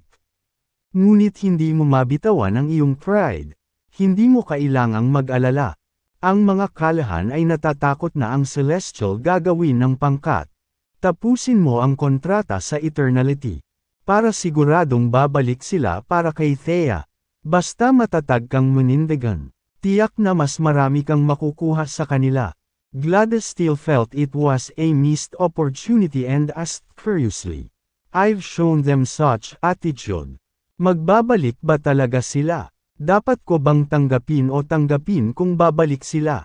You call the shots. You decide if to agree or to refuse. Nakangiting sagot ni James. Nay, kailangan mong tanggapin kung dumating sila ulit. Nakikiusap ako. Lumuhad si David sa lupa na may kasamang Fern, kayong mga walang kakayahan. Tingnan mo si James. Bagamat siya ay mahirap, mayroon siyang integridad. Tingnan mo ang iyong sarili. Itinapon mo ang iyong dignidad sa bintana para lamang sa kaunting pera. Hindi ba ganoon din ang ginawa mo sa nakaraan? Tumayo si David at bumulong, anong sabi mo? I dare you to say it again. Tumayo si Gladys. At tumaas ang boses niya sa 80 decibels. Hinatak niya ang tenga ni David at galit na sinabi. Tumatapang ka at matapang. Hindi ba? Mom, calm down. Iniisip lang din ni David ang lahat. Ano ang kakainin ng pamilya natin kung wala ang mga Callahan? Agad na sabi ni Alisa. Hindi tayo babalik kahit na magutom tayo. Sa halip, bakit hindi kayong lahat na maghanap ng trabaho kung mayroon kayong mga kamay at paa na nagtatrabaho? Hindi ako naniniwalang mamamatay tayo sa gutom kung wala sila. Pinagalitan sila ni Gladys at naging matatag sa kanyang desisyon. Walang lakas ng loob na magsalita si David matapos siyang sigawan. Lihim na namumuo sa kanyang puso ang pagkamuhi niya kay James. Di naman ganito si nanay noon. Ibaba niya ang ulo at mamaalamos ng pera sa mga kalahan. Ngayon, hindi siya kumikibo kahit na ang pera ay ipinadala mismo sa kanyang pintuan. Nagbago ang lahat dahil kay James. Naisip ni David. Ang pagbisita ng pamilya ni Howard ay ganap na samaira sa hapunan ng pamilya. Pagkatapos ng hapunan, umupo ang pamilya sa sofa at pinanood ang replay ng succession ceremony ng Blythe King habang naglilinis si James ng mga pinagkainan sa kusina. Lumapit si David kay Thea at bumulong. Thea, you have to persuade Mom. It's all money. Alam mo ba kung ano ang ibig sabihin ng 20% of the family shares? On top of that, ibabalik sa iyo ni Lolo ang posisyon ng executive chairman. Alam mo ba how much authority you'd have? Hindi mo ba alam kung gaano karaming pera ang kinuha ng ating tiyuhin bilang executive chairman nitong nakaraang taon? Hindi man lang nagtatrabaho si Tommy kundi nagmamaneho ng kotse na higit sa lahat $1,000,000. Si David ay labis na nagseselos kay Tommy. Lahat sila ay mula sa mga kalahan. Ngunit may napakalaking pagkakaiba sa pagitan nila. Ngayon na ang pagkakataon nilang umakyat ng mataas. Ngunit ang kanyang ina ay biglang naging siksik at ayaw man lang na ipadala ang pera sa kanilang pintuan. Ayaw ni Thea na masyadong malamig ang relasyon ng pamilya. Kilalang kilala niya ang kanyang lolo. Siya ay isang maliit na mapagmataas at talagang nais na pamunuan ang mga kalahan sa tuktok. Maging isang mayaman at makapangyarihang sambahayan. Sa paglipas ng mga taon, lahat sa kalahans ay nagsisikap para makamit ang layunin ni Lex. Kakausapin ko siya. Dapat mong kumbansihin si nanay. I'll try my best. Tumayo si Thea at umupo sa tabi ni Gladys. Nanay. Lumingon si Gladys na nakatutok sa TV at tumingin sa kanya. Oo, may problema ba? Nay, hindi mo ba laging nais na may taas ang iyong ulo ng may pagmamalaki sa harap ng iyong Malden family? This time will be a good opportunity na gusto ni Lolo na bumalik tayo sa pamilya at mag-IPV, marami kaming shares. Mapagpapatuloy ko rin ang pagiging executive chairman. You'll be able to tell your maiden family with your chin hold high if I'm the executive chorae. Right, sabi ni Gladys. Thea, hindi mo pa ba alam kung anong klaseng tao ang grandfather mo? Nagiging mapagbigay siya ngayon dahil kailangan mo siya. Kapag hindi ka na mahalaga sa kanya, tatanggalin ka niya, kukunin niya, ibalik ang shares na ibinibigay niya sa amin sooner o mamaya. It's a matter of the future. And we can figure out something when the time comes. Thea tried her best to persuade her. Nay, pasensya na kung naging kahihiyan ako sa iyo sa paglipas ng mga taon. Dahil sa akin ay hindi mo maiangat ang iyong ulo sa harap ng mga kalahan at mga tagalabas. Nabulunan si Thea sa sinabi niya, hindi mo dapat sisihin ang sarili mo. Kung wala ka, hindi man lang titingnan ng lolo mo ang tatay mo. Walang kwenta ang tatay mo at walang ipinaglalaban. Ito ang dahilan kung bakit napakababa ng katayuan niya sa pamilya. Lahat ng iba pang miyembro ng pamilya ay nagtatrabaho sa Eternality. Bumibili ng mga sasakyan at bahay. Habang ang tatay mo ay kailangang kumuha ng mortgage para sa aming bahay. Sinabi ni Gladys na may disappointment sa kanyang mukha. Si Benjamin ay napakahusay sa lahat ng aspeto noong siya ay nasa paaralan. Hindi niya inaasahan na siya ay mahiyain at matapat. Siya ay isang manager, ngunit siya ay tumanggi na masangkot sa pangho-hold up.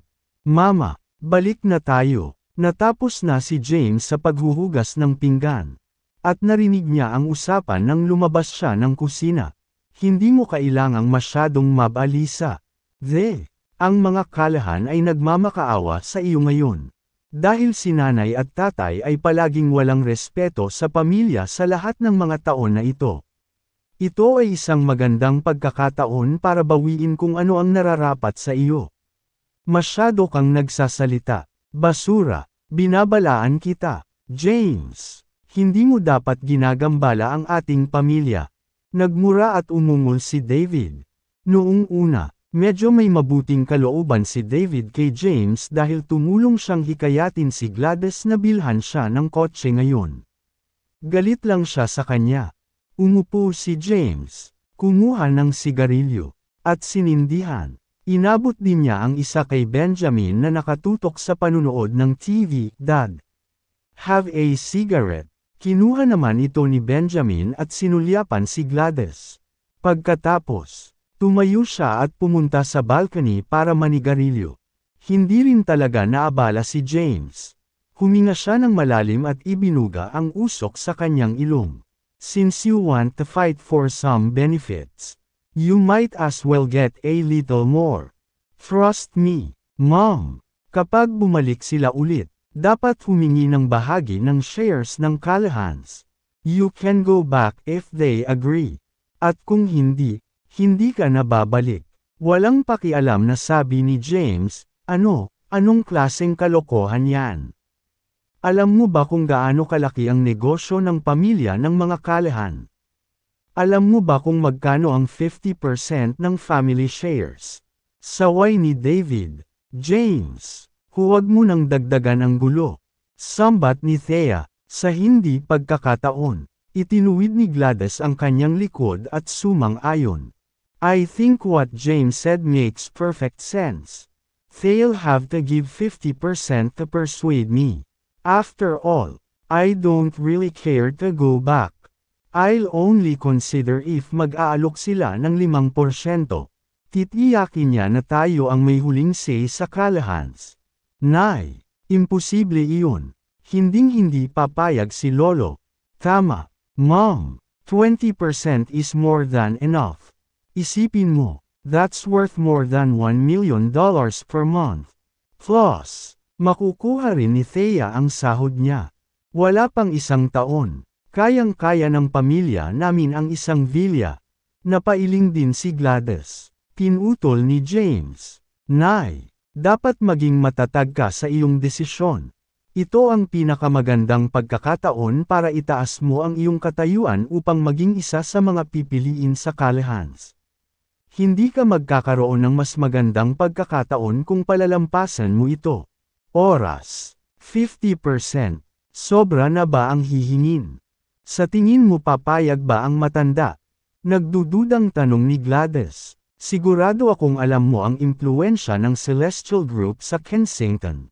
Isa lang sila sa mga subsidiary ng Yates mula sa kabisera. Ang market value ng Celestial Group ay 100 bilyon lang. Kaya maiisip mo ang pinagsama-samang halaga sa lahat ng pamilihan. Negosyo ng Yates. Tungkol sa mga Callahan, ang kanilang kabuoang mga asset na idinagdag ay aabot lamang sa halos $1 bilyong. Bukod pa rito, karamihan sa kanila ay mga fixed asset. Ang isang kontrata sa mga Yates ay magagarantiya ng mabilis na pagtaas ng mga ari-arian ng mga Callahan. Bagamat si Lolo ay matigas ang ulo, hindi siya tanga. Ipinaliwanag ni James na huminto sandali si James at nagpatuloy. Ang komersyal na lungsod ay isang high-end na komersyal at pinansyal na sentro na hindi kapani-paniwalang mahirap para sa isang maliit na negosyo tulad ng mga Callahan na pasukin. Ngunit ipinagmamalaki ni Lolo, upang masiyahan ang kanyang kakuhan. Pinangarap niyang gawin ang si Callahans ay isang mayaman at makapangyarihang pamilya na maaaring pumasok sa komersyal na lungsod. Ayaw niyang mawalan ng pagkakataon na maging backbone ng Yales. Sa makatuwid, kailangan niyang bumalik si Thea upang mahalin ang pakikipagtulungan ng mga Callahan sa Celestial Group upang matiyak ang isang pangmatagalang partnership. Isa-isang sinuri ni James ang mga kalamangan at kahinaan, na gumagawa ng mga makatwirang argumento na kumbinsi ang lahat sa kanyang mga salita. Kaya, hanggat hindi nagpapatuloy si Thea bilang executive chairman ng Eternality, ang mga Callahan ay magkakaroon ng pagtaas sa mga order at mga ari-arian. Tiyak na magagawa ni Lolo ang matematika. Agad namang nagdesisyon si Gladys matapos marinig ang pagsusuri ni James. Sige, kung ganon, hihingi kami ng 50%. Ikaw ang pinakamagandang manugang at tagapagligtas ng pamilya natin. Hindi naman mababaliw at walang status ang pamilya natin kung may utak kagaya si Benjamin.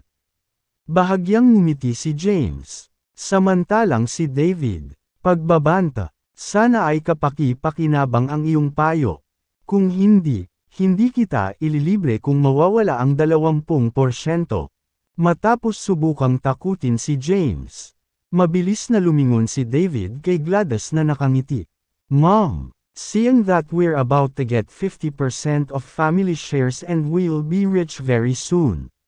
What about the car? Gladys glared at David. David turned to James and motioned for him to persuade Gladys. Ngumiti si James at sinabing, Mom, David is right. Our family does need a better car. Mataas ang ulo mo pagbalik mo sa bahay ng parents mo. Right. Yeah, that does make sense. Kakailanganin nating bilhin iyon. Bukas na, sabi ni Gladys habang tumatango. Napatingin si David kay James nang may pasasalamat. Hindi bababa sa siya ay lubos na kapaki-pakinabang. Ngumiti ng mahina si James. Pinakamalasakit ni Thea ang kanyang pamilya at inuna niya ang opinyon ng kanyang pamilya. Ang lahat ng ginawa niya ay upang gawing mas maayos ang pamilya. He glanced at Thea and noticed a smile on her face na kahit siya mismo ay hindi niya napansin. Ito ay isang subconscious na ngiti dahil sa kaligayahan. He was willing to do anything para mapasaya si Thea. Sa ilang salita, nalutas na ni James ang panloob na mga salungatan sa loob ng pamilya ni Thea. Sa gabi, Thea's lying on her bed and turned to look at James. Sleeping on the floor, bumilis ang tibok ng puso niya habang iniisip ang nangyari noong araw na iyon. James, malamig ba sa sahig? Ha? Oh, it's alright. Malalim ang iniisip ni James tungkol sa moonlit flowers on Cliffside's edge at Black Rose nang bigla niyang marinig ang boses ni Thea at instinctive na sumagot. Pagkatapos ay maaari kang magpatuloy sa pagtulog sa sahig. Galit na lumingon si Thea. Noong una ay gusto niyang samahan siya nito sa kama. Ngunit sobrang siksik ni James. Oh, Thea, nilalamig na talaga ako. Biglang natauhan si James at nagkunwaring kinilig, gayunpaman. Binato lang siya ni Thea ng kumot. Alam ni James na pinalampas niya ang isang gininto ang pagkakataon dahil hindi siya matulungan. Gayunpaman, hindi niya ito masyadong iniisip dahil pinahahalagahan niya kung ano ang mayroon siya ngayon. Tahimik na lumipas ang gabi. Umalis ang pamilya ni Thea kinaumagahan para bumili ng bagong kotse na may 2 milyong mula kay Thea. Hindi sumama sa kanila si James at piniling manatili sa bahay para maglinis. Pagkaalis ng pamilya, agad na binitawan ni James ang Wally at nagtungo sa common clinic. Si Henry ay bumalik mula sa Southern Plains. Ang Southern Plains ay malapit sa mga hangganan. At mayroong 18 maliliit na bansa. Ang mga bansang ito ay mayaman sa mga likas na mineral. Kaya naman, marami sa mga tao doon ay may kaya. Si Henry ay ang deputy commander ng Black Dragon Army. Siya ay isang posisyon ngunit higit lamang sa ibaba ng commander sa 1,000 sundalo. Kaya madali para sa kanya na makakuha ng pera. Pagkatapos niyang bumalik sa Southern Plains, ipinakalat niya ang balita na kailangan ng Black Dragon ng pera. Di nagtagal, ang di mabilang na mga may-ari ng mga minahan ng ginto, mga minahan ng karbon, mga minahan ng brilyante, at mga quarry ng jadeite ang personal na naghatid ng pera sa kanya. Mayroong daan-daang milyon hanggang bilyon-bilyong dolyar ang iniaalok. Si Henry ay nakakuha ng sapat na pera sa lalong madaling panahon at agad na bumalik sa Kensington. Sumakay si James sa kanyang maliit na electric motorcycle at nakarating sa common clinic. Bukod kay Henry, Mayroon ding isang babaeng may sexing figure at kaakit-akit na mukha na nagpakita na nakasuot ng itim na katad na pantalon. Isa siya sa mga pangunahing miyembro ng mga tulisang libingan sa hangganan ng Southern Plains. Itim na rosas, James, bati ni Henry, Commander. Nang makitang lumapit si James ay agad na lumuhad si Black Rose. The Black Dragon doesn't exist in Kensington. You don't have to be so polite, just call me James.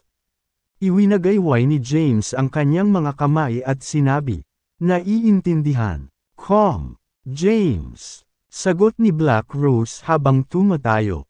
Tapos, tumabi siya. Henry, may pera ka na ba? Umupo si James at nagtanong. Of course. Ibinahagi ko ang balita na ang makapangyarihang Black Dragon ay nangyayari ng pera. At ang mga mayayamang negosyante ay dumating upang ihatid ang pera sa amin ng personal. Nakangiting sabi ni Henry, sige, dahil tinanggap na natin ang pera nila. Huwag mong kalimutang turuan ang iba na alagaan sila. Sige at tulungan mo sila sa anumang bagay na nasa ating kapangyarihan. Tumango si James. I've already relayed the order. What should I do next? James. Nahulog sa malalim na pag-iisip si James. Nais niyang bilhin ang komersyal sa lungsod. Ngunit dahil sila ni Henry ay may mga espesyal na pagkakakilanlan, hindi magiging madali para sa kanila na patakbuhin ang gawain ng personal. Itinuon niya ang kanyang tingin kay Black Rose. Nanginginig ang katawan ni Black Rose. At hindi niya maiwasang mapaluhod nang sumulyap ito sa kanya. Anong ginagawa mo? Kumunat ang noo ni James. We're looking at me all weird. Tapos ngayon tinatanong mo ako kung ano ang ginagawa ko. Natigilan si Black Rose at napaisip sa sarili. Gayunpaman, hindi siya naglakas loob na sabihin ito sa kanya. Commander, tatanggapin ko ang parusa mo. Sino bang nagsabing paparusahan kita? Magsalita ka. Tumayo si Black Rose at ibinaba ang ulo. Walang lakas ng loob na magsalita. Black Rose, ano ang tunay mong pangalan? Tanong ni James. Kabanata 87. My real name is Scarlett Brooks. Commander, matapat na sagot ni Black Rose. Sige, Scarlett. I would like to purchase the commercial city in Kensington. Ikaw na ang bahala dito. Henry will assist you behind the scenes and prepare everything for you para mabili mo ang lugar sa pinakamababang presyo. All you ang kailangang gawin ay akitin ang mga dayuhang pamumuhunan at gawing isang nangungunang sentro ng pananalapi. Naiintindihan. Tumango si Scarlett. Hindi naglakas loob na tumanggi sa kanyang utos. Henry, tanga ako. James, ipaalam sa aming mga tauhan sa Southern Plains na imbestigahan ang sinaunang puntod ng prinsipe ng Orchid Mountain at ang utak na umupa ng Black Rose Gang para salakayin ang puntod. Gayun din, alamin ang pagkakakilanlan ng mamamatay tao na nagnakaw ng kayamanan at kung ito ay isang miyembro ng Black Rose Gang o ibang tao. Bilin ni James. Tumango si Henry at lumabas. Kinuha niya ang kanyang telepono. Tinawagan niya ang Southern Plains Headquarters at inutusan silang gamitin ang lahat ng available na koneksyon para mag-imbestiga. Tumingin ulit si James kay Scarlett. Ibinaba niya ang ulo niya. At bahagyang nanginag ang katawan niya. Umupo ka. Huwag kang masyadong magpigil. Tinuro niya ang isang upuan. Hindi ako maglakas loob. Natakot si Scarlett hanggang sa lumuha. Ang lalaking nauna sa kanya ay ang Black Dragon na tumangay sa 18 bansa sa mga hangganan at namumuno sa milyong sundalong Black Dragon Army. Hindi siya nang ahas na umupo sa harapan niya. I already told you, the Black Dragon doesn't exist in Kensington. James lang ako dito. Okay, James. Binawi ni Scarlett ang nanginginig na labi at binigkas ang pangalan nito. Pagkatapos, umupo siya sabihin sa akin kung ano ang nangyari sa sinaunang libingan. Tanong ni James. Okay, Tumango si Scarlett at nagpaliwanag. Mga 3 buwan na ang nakalilipas. Nakatanggap sila ng bayad sa trabaho at isang mapa para pagnakawan ng isang sinaunang libingan. Pagkatapos nito, gumugol sila ng 1 buwan sa pagsasaliksik bago tuluyang pumasok sa sinaunang libingan.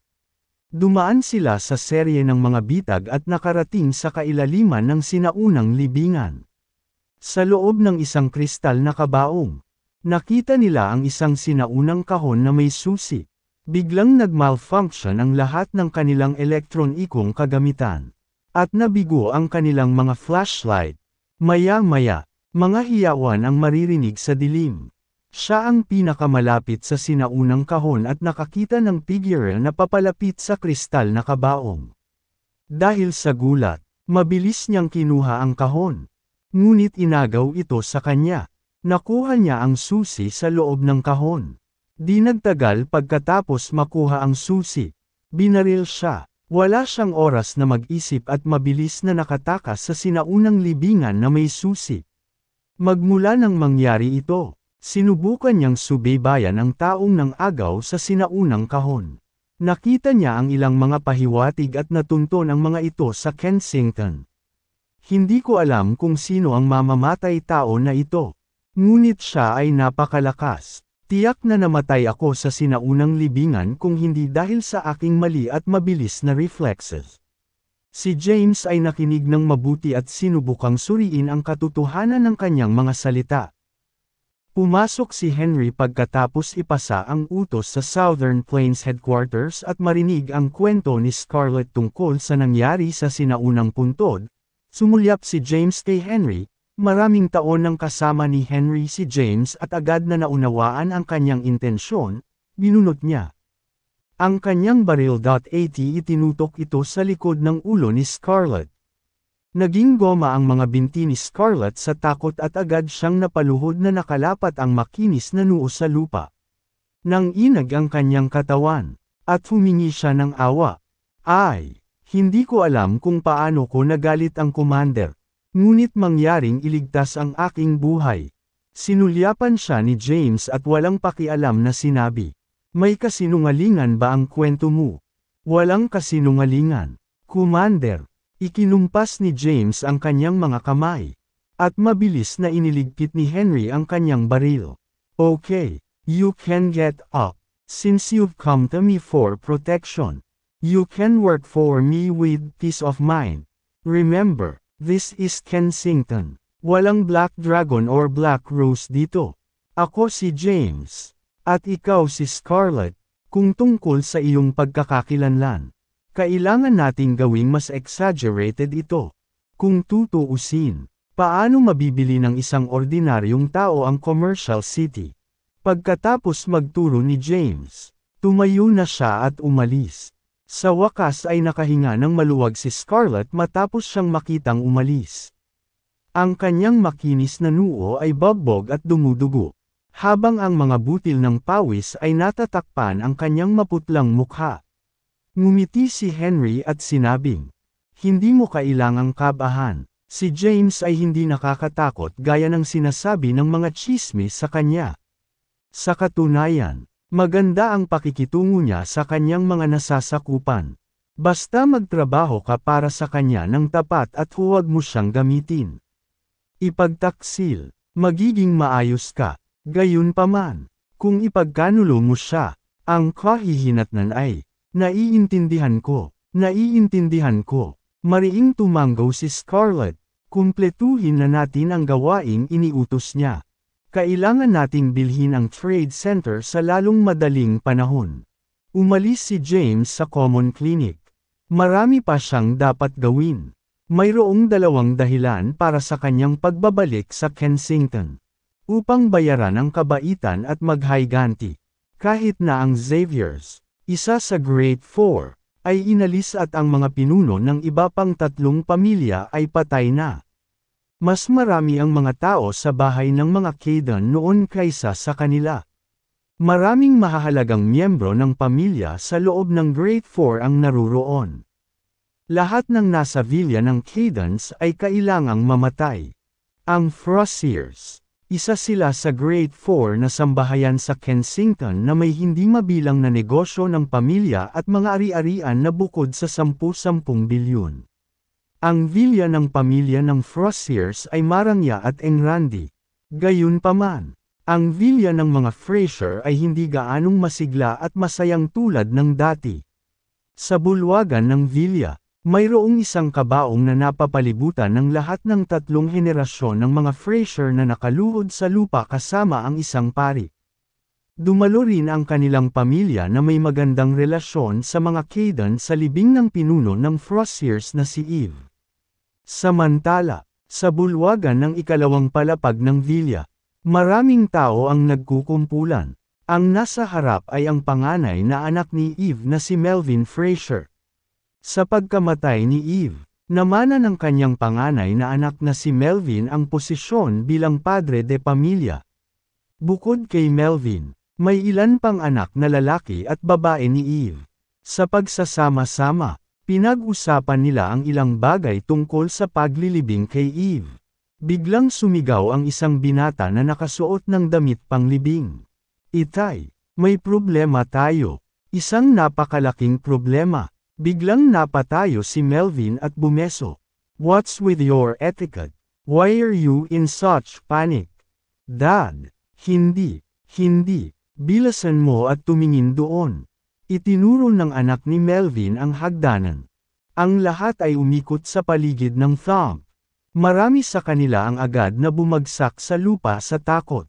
Isang figure ang lumakad sa pintuan. Ang lalaki ay nakasuot ng itim na Amerikana at nakasuot ng ghost mask sa kanyang mukha. Di ba ito ang taong pumatay kay Warren at Trent Xavier? Ano ang nangyayari? Hindi ba binaril ang mamamatay tao? Bakit siya nagpakita dito? Lumapit sa kanila si James. At ang pamilya ay tumayo at likas na umatras. Ang mga nasa villa ng Cadens. Ang mga umusig sa mga Caden at nagsunog sa villa ng mga Caden 10 taon na ang nakararaan. Pumunta sa sementeryo ng pamilya ng mga Caden at lumuhad sa loob ng 10 buong araw. Kung gayon, gamitin mo ang iyong kamatayan para magsisi sa iyong mga kasalanan upang ang iba pa sa pamilya Fraser ay maligtas. Umupo si James sa sofa, tumingin sa mga Fraser, at walang pakialam na sinabi. Pagkatapos ihatid ang mensahe, tumayo si James at umalis sa ilalim ng mga nakakatakot na tingin. Pagdating sa pinto, huminto ulit siya. Nang inag ang lahat sa takot nang huminto ang kanyang mga yapak. Huwag mong kalimutan, 10 buong araw simula bukas ng umaga. Bawal kang bumangon. Walang maliligtas sa pamilya Fraser kung susuwayin mo ang utos ko. Ang boses ni James ay parang kulog na umalangaw-ngaw sa mga tainga ng mga miyembro ng pamilya Fraser, na nagtanim ng takot sa kanila. Hanggang sa lumabas si James ay nag-react ang mga Fraser sa nangyari. Nawalan ng lakas si Melvin at bumagsak sa sofa. Namutla ang mukha niya. At bamulong. I should have known na ang pumatay kay Warren at Trent ay ang taong iniligtas ni Thea mula sa sunog sa villa ng mga Caden 10 taon na ang nakakaraan. Sino siya? Tinakot pa ni Trent si Thea na alamin ang kanyang pagkakakilanlan ngunit hindi ito nagtagumpay. Sa huli, si Trent, naisip ni Melvin ang pagkakakilanlan ni Trent.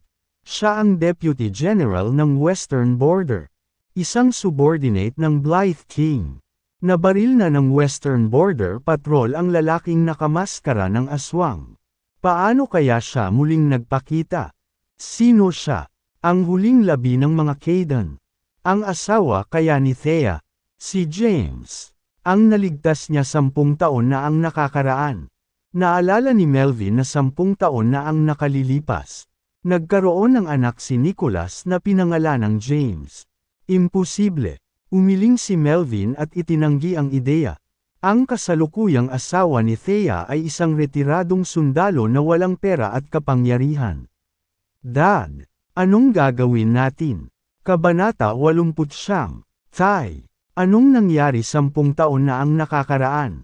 May kaugnayan ba ang Great Four sa apoy na tumupok sa pamilya ng mga Caden 10 taon na ang nakalilipas? Sumigaw ang mga miyembro ng pamilya Fraser. This guy was a Grim Reaper. He said that he was going to spare sinuman. Nangangahulugan ba iyon na papatayin niya ang lahat ng mga Fraser? Pagkatapos ihatid ang mensahe sa mga Fraser, binisita ni James ang mga Wilson at Zimmerman. Ito ay ang parehong mensahe. Gusto niya ang mga salarin sa villa ng Cadence na naging sanhi ang pagkamatay ng 38 miyembro ng pamilya Caden upang lumuhod sa harap ng sementeryo ng Cadence sa loob ng 10 araw at tabyusan ang kanilang mga sarili sa kanilang pagkamatay. Kung hindi, walang sino man sa kanilang pamilya ang maliligtas. Ang pamilya Xavier ng Grade 4 ay namatay na. At ang mga pinuno ng iba pang 3 pamilya ay patay na rin. Gayunpaman, ito ay simula pa lamang. Nagpanik ang 3 pamilya.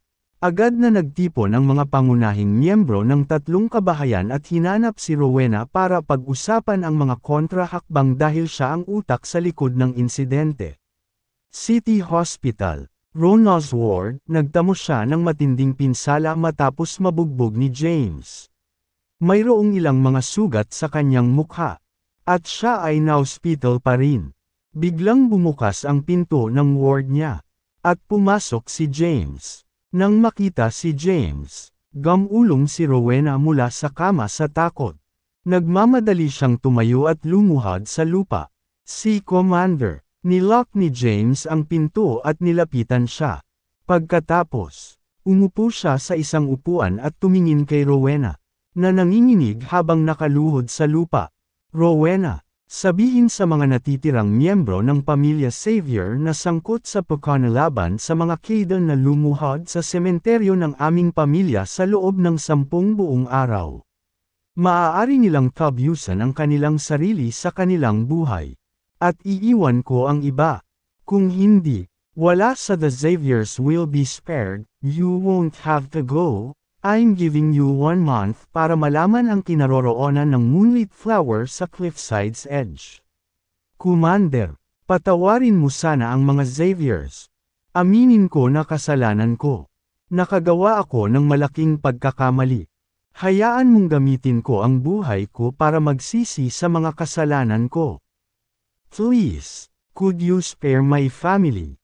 Sa pagharap sa makapangyarihang Black Dragon, walang galit si Rowena at nagmakaawa lang. 24 na tao. Natatandaan kong napakalinaw. Pinuno ng Zimmermans. 19 na tao ang natitira. Maliban sa iyo. 18. Tumayo siya. Tumalikod. At naglakad palayo. Wala akong ililibre kahit isa. Kaya, gawin mo ang sinasabi ko. Ang itim na dragon ay tutuperin ang kanyang salita. Matapos ang 18 taong ito ay lumuhod at tabyusan ang kanilang sarili. Ang bagay na ito ay matatapos na. Sabi ni James habang siya ay umalis sa pintuan.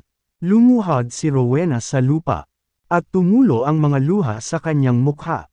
Pinagsisihan niya ang lahat. Naniniwala na siya sa kasalukuyang kapangyarihan ni James. Susundin niya ang kanyang mga salita at walang ipagtatanggol kung hindi niya gagawin ang sinabi niya. Bagamat inutusan na niya ang mga Xavier na lumikas ng maaga sa Kensington. Pinagbabawalan sila sa paglalakbay.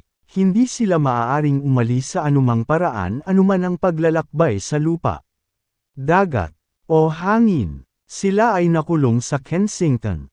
Nawalan ng lakas. Naupo siya sa kanyang hospital bed at humagulgol. Di nagtagal. Ang mga pinuno ng natitirang 3 pamilya ng Grade 4 ay nagpakita sa pintuan ng kanyang ward. Rowena, isang survivor ng Cadence ay bumalik para sa paghihiganti. Ito ang taong pumatay kay Trent. Ang lalaking nakamaskara ng multo na binaril ng Blythe King ay Beckett. Ang iyong kapatid ay isang subordinate ng Blythe King. Kaya magmadali at makipag-ugnayan sa kanila. Blythe Hari para sa tulong. Oo, hiniling niya sa amin na lumuhod sa sementeryo ng Caden sa loob ng 10 araw at kitilin ang aming buhay upang magsisi sa aming mga kasalanan. Rowena, we're all counting on you. Ang Xaviers lang ang may koneksyon sa Blythe King. Sunod-sunod na nagsalita ang mga pinuno ng tatlong sambahayan. Itinaas ni Rowena ang kanyang ulo. Tumingin sa kanilang mga tao sa harap niya. At sinabi ng buong lakas na natitira sa kanya. Gawin ang sinasabi niya. 100 miyembro ng Grade 4 ang dapat mamatay kaysa mamatay ang buong Grade 4. Ang kanyang mahinahong mga salita ay nagdulot ng bagyo sa silid. Ano? Tulala ang tatlong ulo. Hindi mo pa ba naiintindihan? Ang aking pang-apat na kapatid ay isang pinagkakatiwalaan sa ilalim ng Blythe King. Siya ang deputy commander, at ang kanyang ranggo sa militar ay isang bituin. At tumulong na sugpuin ang pangyayari. Hindi mo ba naiintindihan kung gaano Cathcart ang huling nakaligtas sa mga Caden? Agad namang natigilan ang tatlo. Mas nakakatakot ba siya kaysa kay Blythe King? Ang Blythe King ay isa sa 5 commander, na nireranggo ang pinakamataas sa Pyramid of Power. Sino ang mas nakakatakot kaysa sa Blythe King? Natarante silang tatlo at hindi mo ari kung sino ang nakaligtas sa mga Caden. Hindi sila pinansin ni Rowena. Kinuha ang kanyang telepono, at tinawag ang kanyang kapatid na si Hector. Hector, dalhin mo lahat ng nasa villa ng Cadence noon at lumuhod ka sa harap ng Cadence Cemetery sa loob ng 10 buong araw. Kung hindi, walang maliligtas sa mga Xaviers. Kabanata 10. Ang mga taong sangkot sa pagkamatay ng mga Caden ay mga pangunahing miyembro ng Grade 4. At ang mga ordinaryong miyembro ng pamilya ay walang akses sa gayong mga lihim. Matapos wasakin ang mga Caden, hindi na binanggit ng Grade 4 ang insidente. Gayunpaman, ang ilang mga alingaw-ngaw ay kumalat sa labas. Sinabi ng ilang tao na binawi ni Nicholas ang kanyang buhay mula sa pagkakasala. Sinindihan niya ang apoy sa villa ng mga Caden at sinubukang tabyusan ang mga kasalanang nagawa niya sa apoy. Ang ilang mga tao ay nagsabi rin na ang mga Caden ay nakasakit sa isang may awtoridad at sa makatuwid ay nawasak. Walang nakakaalam ng katotohanan. Gayunpaman, binigyan sila ni James ng death notice. Lumuhod sa loob ng 10 araw at magbayad ng kanilang buhay. Paano ito naging posible? Ang mga taong ito ay maruruming mayaman na may daan-daang milyong mga ari-arian at nagtatamasa ng hindi mauubos na kayamanan. Imposible na para sa kanila na lumuhod sa loob ng 10 araw. Lalo pa ang kitilin ang kanilang sariling buhay. Ang mga kinatawa ng mga pamilya ay sunod-sunod na umalis sa purok ni Rowena. Nagmamadaling pumunta sa ospital si Hector, ang panganay na anak ni Warren at ang panganay na kapatid ni Rowena. Rowena, ano ang ibig sabihin nito? Ano ang pagluhod ng 10 araw at pagkitol ng ating buhay? Nataranta si Hector. Hector, huwag ka nang magtanong. Gawin mo lang ang sinasabi ko. Ipagsisi ang lahat ng ating mga kapatid. Pangalawang tiyuhin. At pang-apat na tiyuhin. Iilan ang dapat magsakripisyo sa halip na daan-daang Xaviers. Napaluhas si Rowena. Labis niyang pinagsisihan ang kanyang ginawa. Ang lahat ay dahil sa kanyang kapatid na si Trent. Hinding-hindi niya lalapitan si Nicholas at pinakasalan ito. At hindi rin niya sinira ang mga Caden para lang makuha ang moonlit flower sa Cliffside's Edge kung hindi dahil kay Trent. Tungkol naman sa kinaroroonan ng moonlit flower sa Cliffside's Edge. Wala siyang ideya. Ang tanging nakakaalam kung nasaan ang painting ay si Trent. Ngunit patay na siya. Rowena, ano ang kinakatakutan mo? Sino ang survivor ng mga Caden? Mayroon ba talaga siyang napakalawak na kapangyarihan? Paulit-ulit na tanong ni Hector lumuhod sa Cadence Cemetery sa loob ng 10 araw at pagkatapos ay magpakamatay. Iyon ay ganap na imposible. Walang sasang-ayon sa ganoong kondisyon. Napaluhas si Rowena. Sob, wala akong masasabi sa iyo. Ang dami kong sinasabi. Mas mabilis na mapahamak ang mga Xaviers. Napakaraming miyembro ng pamilya ni Xavier.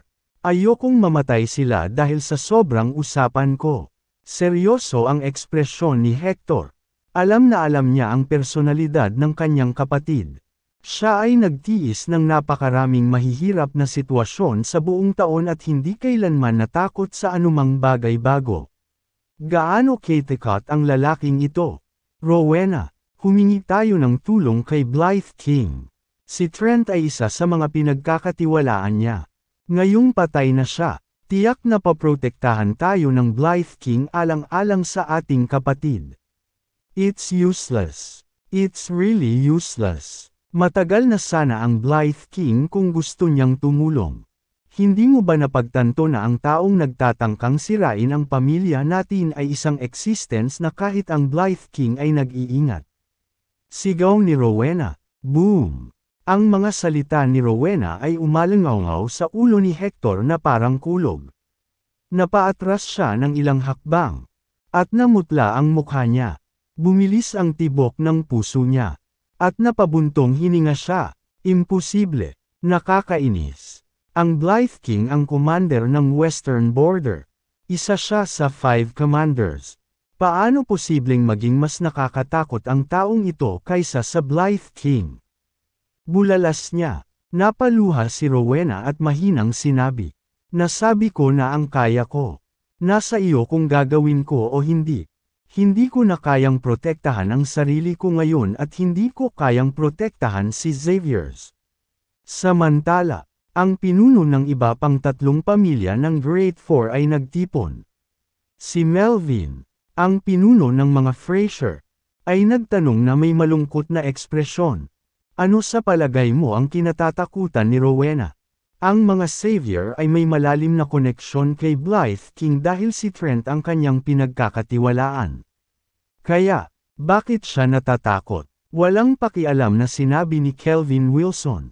Hindi ako naniniwala sa kanyang bluff. Itong survivor ng Cadence ay hindi posibleng patayin ang lahat ng daan-daang tao kay Wilsons. Ang kasalukuyang pinuno ng mga Zimmerman, si Drake Zimmerman, ay sumang-ayon. Walang dapat ikatakot. I've got a good relationship with Gerald of the Underworld. He has thousands of men under him. I can pay him some money to guard the Zimmermans for a while. Sobra-sobrang hiling sa kanila na lumuhod sa sementeryo ng mga Kaidan sa loob ng 10 araw at pagkatapos ay tabyusan ang kanilang sarili sa kanilang buhay. Ngayong patay na ang mga naunang pinuno ng mga pamilya, turn na nila ang bumaril. Bilyon-bilyong ari-arian ang nasa bulsa nila. Kaya imposibleng itapon nila ang kanilang pride at lumuhod sa harap ng sementeryo. Pati na rin magbuwis ng sariling buhay para magsisi. Nag-usap silang 3 ng mga hakbang para maprotektahan ang sarili. Pagkatapos ng deliberasyon, nagpasya silang lumaban. Ang 3 ay nakipag-ugnayan sa mga tao mula sa mundo sa ilalim ng lupa ng sunod-sunod at gumugol ng malaking halaga sa pagtatrabaho sa kanila upang bantayan ang kanilang mga pamilya. Kumpiyansa sila na kapag nagpakita ang nakaligtas sa mga Kaidan, hindi na siya makakalabas ng buhay sa kanilang mga bahay.